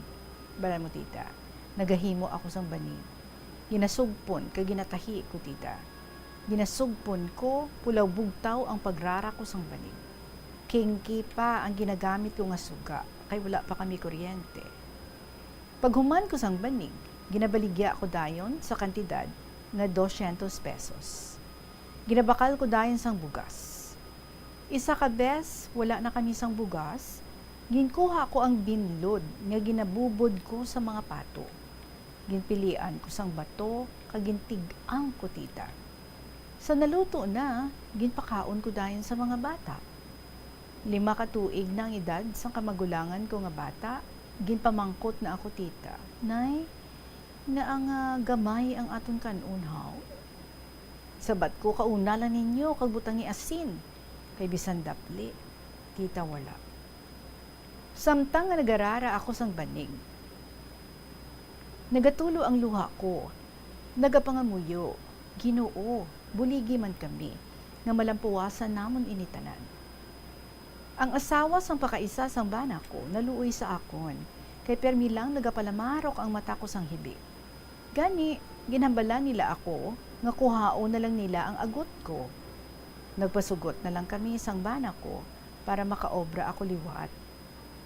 Nagpangabay ako sa ila, hindi lang ninyo pag idamot sa amo ng bata.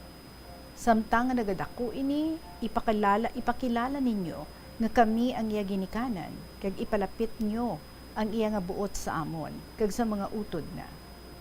Nagpasugot man sila tita.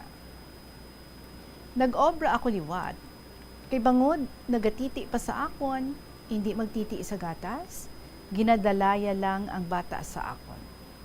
Kung maglakat na ganin sila, sagad lang hibi ang bata ko tita, kay nagaamag ini sa akon. Do ginakumos ang dughan ko sa kasakit, Tita Regine. Ginagwanta ko lang. Daw bawion ko ang akon bata sa ila, tita. Nagatulo ang luha ko, nagaatubang sa altar. Diyos ko, buligi ako nga makaya ko ni. Dako gid ang pagpasalamat ko sa Ginoo, tita. May isa ka tawo nga nagbulig sa amon. Ginpabiyahin na ang isa na ka-tricycle sa bana ko, silina sa bana ko, ang kinitaan, baka lang anay sang pagkaon sa mga bata. Kag dito lang anay i-parking ang tricycle sa balay nyo.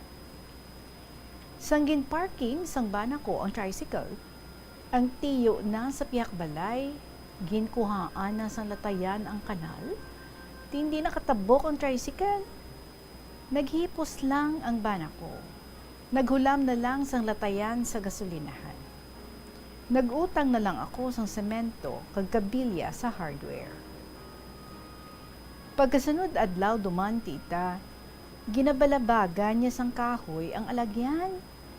Ginisol sang bana ko ang kahoy, naakig ang tiyo na tita. Giniskandalo na kami, kag ginhaboy na pasang bato. Pagkatong ang gabi duman tita, nakita asang bana ko, ginlansang nga na duman ang kahoy. Ti, kung magliso ang motor, mabuslot gid ang goma na. Didto na lang gin parking sang asawa ko or sang bana ko ang motor sa karsada para likaw sa gamo. Nagpatakod duman ako sang kuryente. Ginagamo niya kami, kag ginahaboy sang bato. Sa laktod, pagka-graduate sang kamagulangan ko sa high school, nagpamasyar ang utod ko nga lalaki sa balay. Nag-istorya kami parte sa pag-college sang bata ko, sagad singgit ang tiyo na, ay abi namon apo na ang ginasinggitan na, gali kay kami. Ginhangkat na pa ang bana ko sang inaway, dalahaboy sang bato. Naghambal pa sa bana ko, panaogda para magbaha sang dugo ang karsada. Naimpito ang bana ko, dayon kuha sang kutsilyo. Grabe ang kulba ako tita, husto lang ako maghilibion kag magkupo sa bana ko nga naghahambal, dugangi pagid ang pagpaumod. Ginwaslik na ako tita Regine, kag nagtabugid ako, kag nakapanaogid ang bana ko. Mayo lang, ara ang umagad na nga lalaki. Ginbutong na ang tiyo sang bana ko, kay kun wala, nabuno gid tani isang bana ko. Kagin pa-blatter ko tita. Sa laktod, gina-underestimate nila ako nga hindi ako makapa-eskwela sa college ang mga bata ko. Ahaw dispatchadora lang ang obra ko sa bakery. Ginpakita ko sa ila nga makasarang ako. Pagka-graduate sang kamagulangan ko sa college, kag naka-obra dayon, ginpabati-batian na duman ako, hambal ako kay hambog kuno ako kay nakaobra na ang bata ko. Nagdugang naman ang kahikaw nila sa amon. Kinakakuha naman kami sang bag-o nga motor. Kag nakapasar ang bata ko. Nagkuha entrance exam, college sa West Main Campus. Sa laktod, gipaperma nila si nanay sang kasulatan. Kay sila ang mabakal sang baralayan. Ginapunggan ko si nanay nga hindi magperma. Kagamo pa ina ang isa ka rason nga ginahingabot na kami. Gusto nila malayas kami para sila ang makapulos. Bala mo tita, ang baralayan, komunidad, kag may diferensya sa isip si nanay. Nabalaan man nila tita nga kami ang mabakal sang baralayan kung makatapos kag makaobra ang mga bata. 2018, nagpirma ang bana ko kag si nanay sang kasulatan. Kay natak-an na gid kami. Ginplasuhan na kami sa isa ka tuig. Sa pag-abot sang deadline, nagpanghakot kami sa mga gamit namon. Wala pa kami nakatapos ang panghakot, gintambakan sang tiyo na ang aragyan sa mga gabok nga gamit kag hindi na kami makaagi.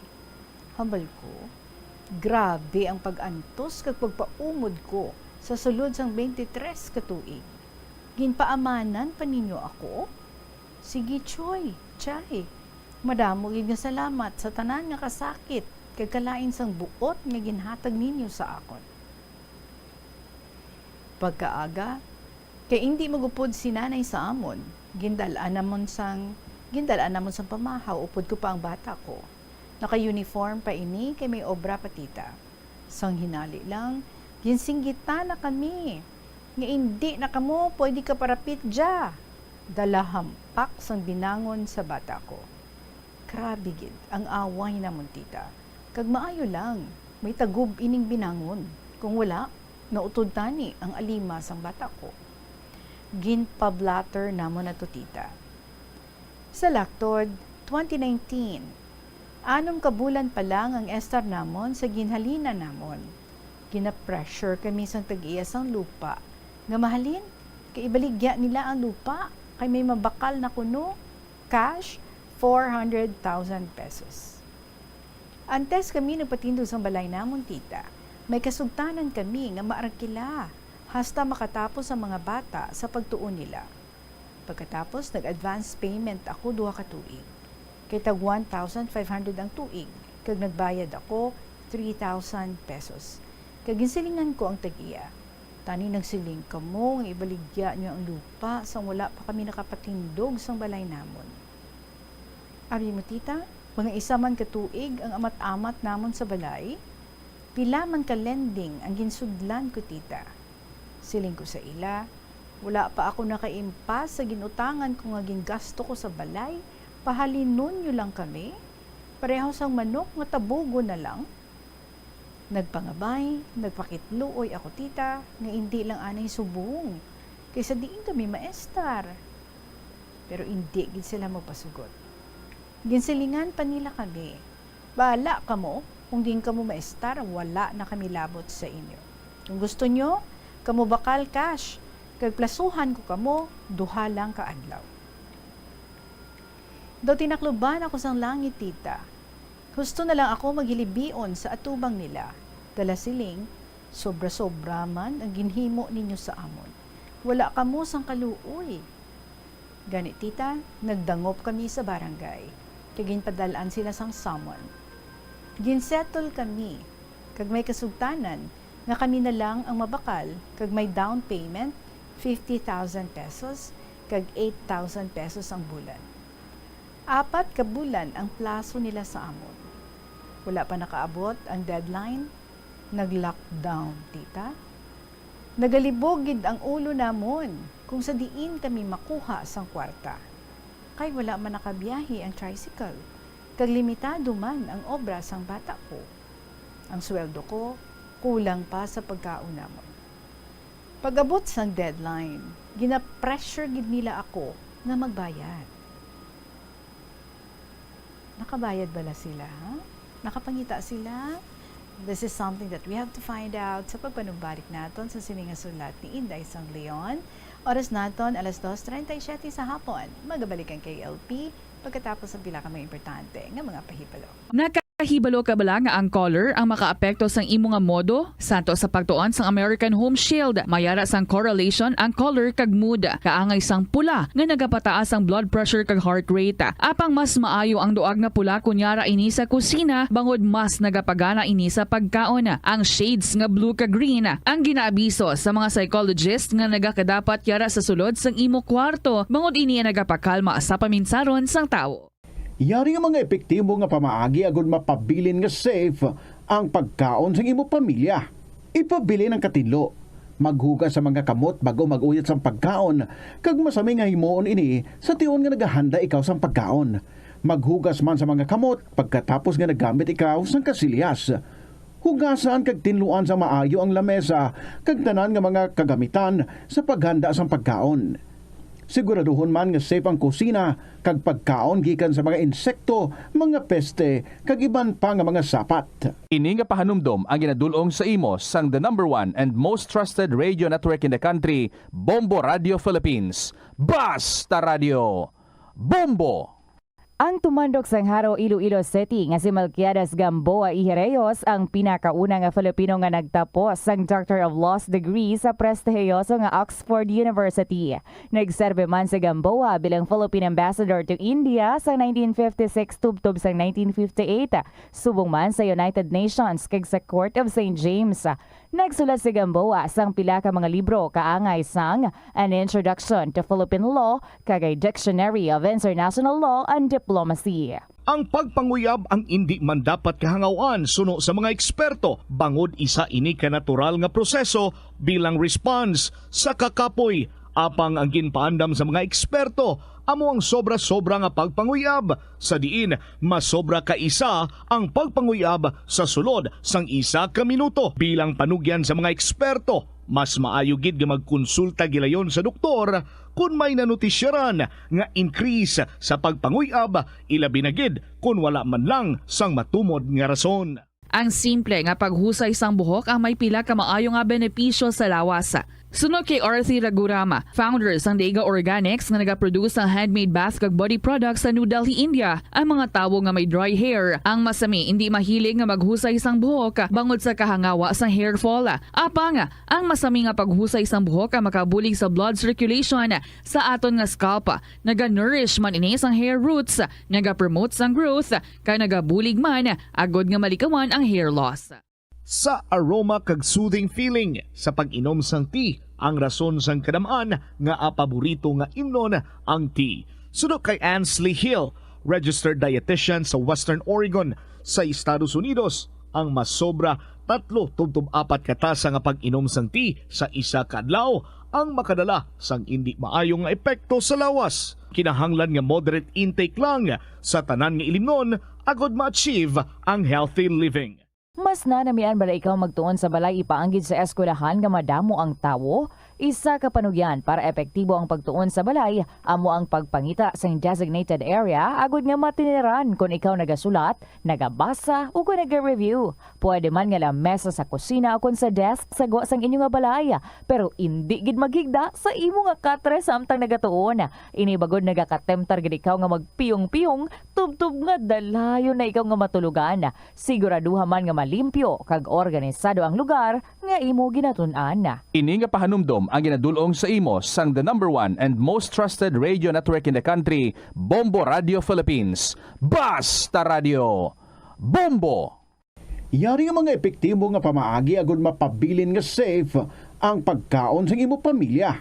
Lutoon sa maayong pagkaon, ilabi na ang karne, manok, itlog, kag mga seafoods.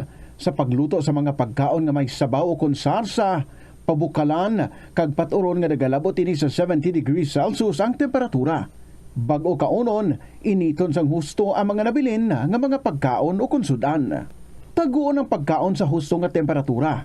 Hindi pag-ibilin ang naluto nga pagkaon sa ordinaryo nga temperatura sa sulod sang 2 ka oras. Ibutang gilayon sa refrigerator ang luto nga pagkaon kag mga pagkaon nga madasig mapanos. Ipabiling nga mainit o kung masobra sa temperatura nga 60 degrees Celsius ang luto nga pagkaon, bago ini ihanda sa imo pamilya. Hindi pagtaguon sa madugay ang pagkaon, mangin sa refrigerator. Ini nga pahanumdom ang ginadulong sa imo sang the #1 and most trusted radio network in the country, Bombo Radio Philippines. Basta Radio Bombo! Ang Ilonggo nga si Eugenio Eugene Torre amo ang una nga Filipino nga nakaangkon sang titulo nga chess grandmaster matapos siya ang nagdaog sang silver medal sa ginhiwat nga 21st Chess Olympiad sa Nice, France sang 1974. Sang 1976 sa isa ka chess tournament sa Manila, naghimo pagid sang maragtas si Torre bilang una nga nakaluto sa sadtuanay world champion nga si Anatoly Karpov sang Russia. Si Torre ang nangin malapit man nga abyan sang American chess grandmaster nga si Bobby Fischer. Natawo si Torre sa Iloilo City sadtong November 4, 1951. Halos hindi na maisip ang mga medalya nga nahakot ni Torre para sa Pilipinas halin sa magkatuhay nga mga chess tournaments nga iya nadagaan sa magkatuhay nga bahin sang kalibutan. Sang 2021 nalakip si Torre sa World Chess Hall of Fame. Yari ang mga household level fire safety measures nga dapat tandaan agud makalikaw sa sunog sa balay. Hindi magbutang o kung magtipon sang flammable substance o kung chemical nga makatugas ang sunog sa kusina o kung sa sulod sang balay. Ipalayo man sa mga kabataan ang pospro kag lighters. Patya ang kalayo kag baga matapos ang pagluto sa kusina. Siguraduhon nga wala nagasungaw kag pirmi limpyuhan ang mga kerosene kag gas stoves. Tandaan, ang paglikaw sa sunog sa sulod sa balay, responsibilidad sang bilog nga pamilya. Paano bala mahibaluan ang isa ka impormasyon nga nagapatalang? O kung sala? Una, i-check gid ang source kung sa diin inihalin. Kung ang impormasyon halin sa reputable news outlet, makit-an ini sa ilang website. Ikaduha, i-check ang petsa sang gin-publish ang impormasyon o kung ang article. Ikatatlo, i-check ang detalye sang impormasyon. Basta hagid ang bugos nga istorya bangod posible nga ang detalye ang malayo katama sa nakabutang sa headlines. Mag-fact check Kung kaisa, bangod sa imo nga kaakig, stress kag disappointment sa kabuhi, nagadesisyon kamo nga wala ninyo ginapalibugan kag ginapadalman. Gani likawi nga maghimo sang desisyon kung ikaw ang akig. Hatagi sang oras ang imo nga kaugalingon, bangod ang imo nga first idea ang hindi mo man kung kaisa makabig nga best idea. Makabulig man nga magpangayo sang perspektibo sa ibang nga tawo, ilabi na kung siya ang nagapangatubang man sang kaangay nga sitwasyon sa ilang nga kabuhi. Kung ang desisyon nga imo ginhimo ang wala nangin madalagon, hindi napagbasulon ang kaugalingon. Ang pinakaunang international bank sa luwasang Manila ginbuksan sa Iloilo sadtong 1883. Iniamo ang Hong Kong and Shanghai Banking Corporation o kun HSBC. Tuig 1875 sang una nagbukas ang branch sa bangko sa Binondo, Manila. Kag April 2, 1883 sang nabuksan ang una nga sangay sini sa Iloilo. Una nga nagtanyag ang bangko sa mga financial services nga nagpasanyog pa sa industriya sang kalamay sa pungsod. Kag sang ulihin nag-finance. Kita diri sa kahapon lamang program, and before kita nga mag-proceed sa pagtapos ng sulat ni Inday Isang Leon, may brief and concise flash report kita nagikan sa kay Bombo Jomar. May vehicular accident dira sa may San Enrique. Bombo Jomar. Yes, Tita Regine, no, ginalantaw diri sa otoridad nga posible totally damaged gid, no, ang isa diri karon ka puloy-an matapos nga natumbahan sining mixer truck nga puno panigili sang simento, no, diri karon sa may area sang barangay Mapili, Banwa sa San Enrique, Iloilo. Santo diri sa pag-usisa naton sa kay Police Staff Sergeant Norlito Pasino, ang investigador sa San Enrique Municipal Police Station.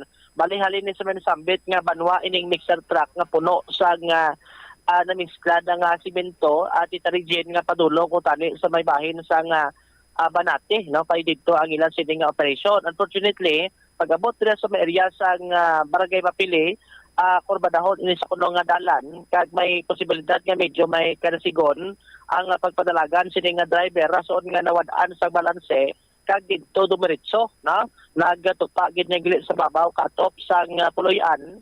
At itarigin ining mixer truck nga may karga nga simento tiyamakon mo kung ano kabugat ni, no, so may nahalitan sa itarigin may nahalitan. Base 3 ang driver kag ang finance ang gidala sa ospital. Ang tagiya sa balay.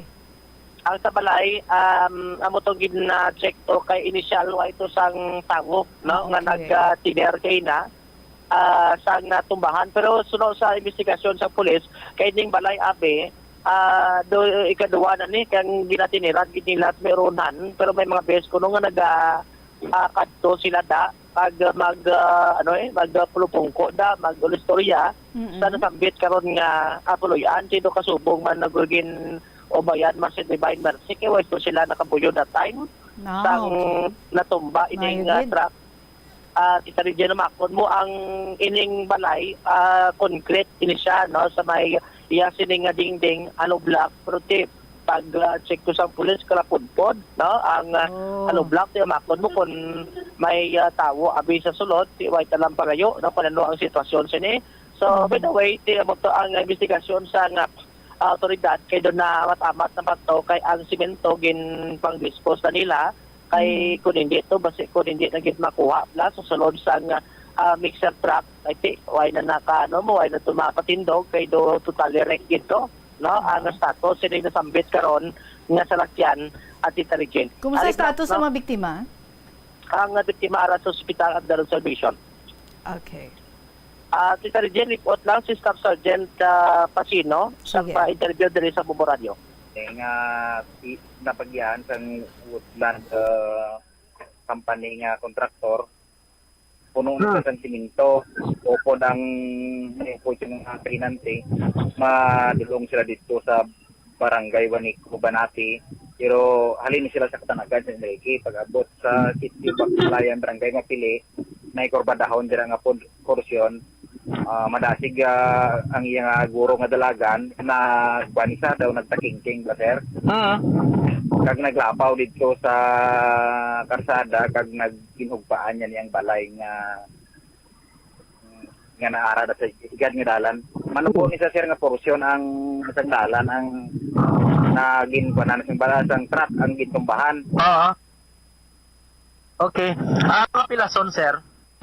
Sa pagkanto na mo to sir kay bago lang ang ventilasyon to ang painanti na kag-driver, sir. Wala man sing may na tao to sa balay. Opo, nagaparking da nga nasa lapay nga mga persona. Extend ka damage sa lawas nila, sir. Mga madlagko ng pilas nila.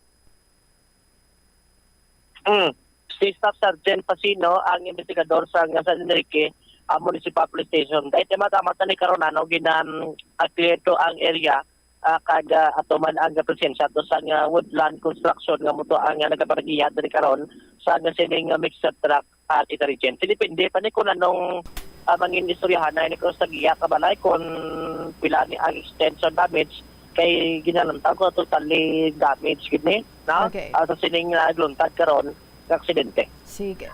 Update. Ini si Bombo Joe Marvilla, person number 1 most trusted radio network in the country. Bombo Radio Philippines.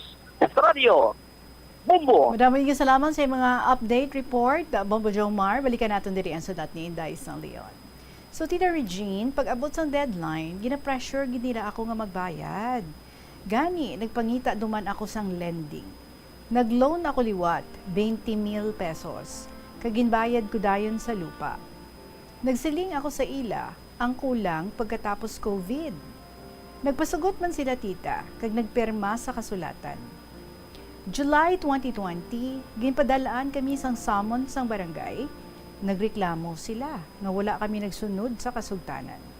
Sa nagatubangay na kami tita, ginlampos na tita ang sobre nga may unod kwarta sa lamesa, dalahambal, ibalik namon ang ginbayad mo, kag maghalin ka mo. Wala ko binaton ng kwarta. Kag wala ako nagpasugot tita. Ginpakita ko kay kapitan ang kasulatan nga permado nila. Wala sila mahimo. Ginplasohan na duman kami hasta December. Kung hindi kami makabayad, batunon ko ang kwarta nga ibalik nila. Kag maghalin kami nga wala sang gamo. Umpisa sadto tita, sa sobra ko nga problema, ginatake ako sang vertigo. Kagang bana ko, wala sa mahimo, kundi magpabalong na lang. Kag hindi pa ini makatulog. Samtang nagahigda ang bana ko, nagahibi, kag nagasiling, wala sila sang kaluoy. Nga ginhawa lang naton gani nga makakaon. Kag nagsiling patita, sa wala pa sila makapahalin sa aton, unahan ko na sila. Wala gid ako naguna-huna, Tita Regine. Kabuhi na, ang ibaylo na, para makabayad ako sa lupa. October 23, 2022. Birthday sang ikaduha ko nga bata. Dungan man napatay ang bana ko sa cardiac arrest sa sobra nga problema sa lupa. Daw mabuang ako tita nga hindi ko gid mabaton ang natabo sa bana ko. Husto na lang ako nga maghilibion nga nagasiling. Hindi ko kaya ang mabuhi nga wala ka na. Ang mga buhi nga wala ka. Naluoy gid sa ako ng mga bata kay nagahibi lang ako permi. Ginsilingan ako ka mga bata, nay tama na ang hibi. Ari pa kami nga mga bata mo. Kung anong matabo sa imo, paano na lang kami? Second year college pa lang ang ikaduha ko nga bata. Ka-grade 12 ang ikatatlo ko tita. Mayo lang tita, madamo ang nagbulig sa amon kag wala gid ako nabudlayan sa pagpalubong sa bana ko. Ang nabilin nga amot, ginbayad ko dayon sa lupa. Kag ang iban, ginkapital ko sa Tiangge. Grabe man tita ang kabudlay nga naagyan ko para lang mapadayon ang pagtuon sa mga bata. Kung sino-sino na lang ang ginahulaman ko sang kwarta para makabayad ako sa tuition. Abi mo tita, tama gid ka budlay kung solo parent ka. Naluoy gid ang mga bata ko sa akon.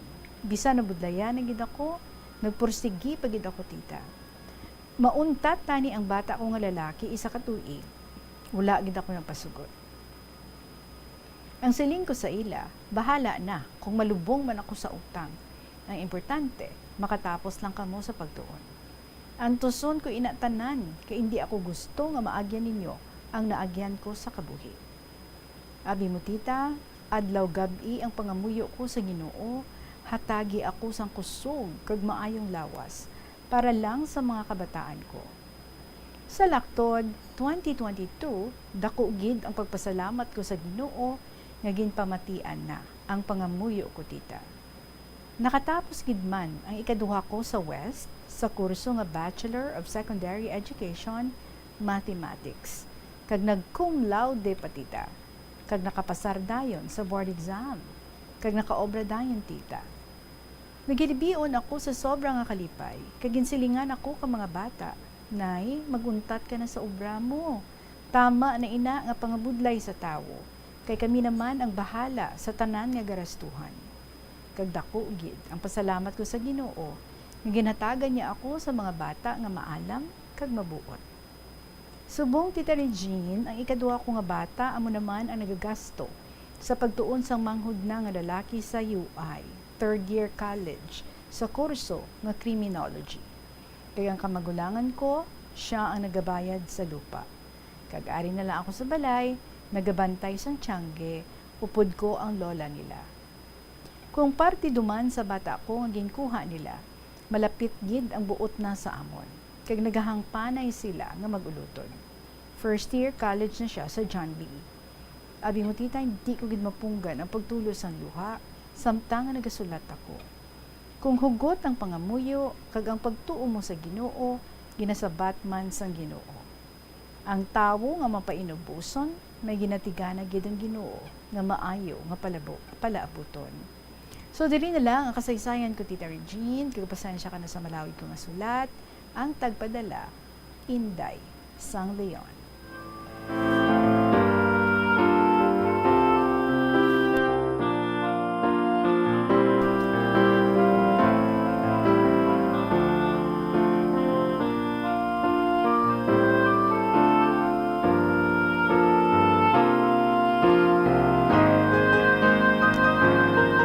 Inday San Leon, thank you sa imong nga letter. God has seen you through your victory. Nakita niya ang imong pagpangabunlay, nahibaloan niya ang inyong kahimtangan, kag pag-antos, kag wala gid siya nagpabaya. Karon nga okay na ang inyong sitwasyon sa pagpangabuhi, estable, kag komportable na kamo, kabay nga, you will remain humble and will have the heart to help those nga nagakinahanglan man sang bulig. And kabay also nga you have learned how to forgive. Forgiveness will set you free and will free you from heaviness of heart. Gin-bless ka mo, God has given you a breakthrough, so remain faithful and grateful sa iya. Madamo gid salamat sa imo Inday Sang Leon. Finally nabasa ta na gid man ang imo nga sulat diri para sa KLP, and wishing you all the luck kanami sa imo nga mga kabataan, and kabay no ang tanan mo nga mga bata makatapos gid sa ilang nga kurso nga amo gid ang pinakahandom mo sa imo nga kabuhi. With God, nothing is impossible. Sa inyo man nga mga istorya dira, mga kabombo, feel free nga mag-email sa inyong stories sa bombo_iloilo@bomboradio.info, or pwede nga ma-share ang inyong mga istorya nga ginsulat sa kahapon lamang program DYFM Bombo Radio Iloilo, Sky City Tower, Mapa Street, Iloilo City.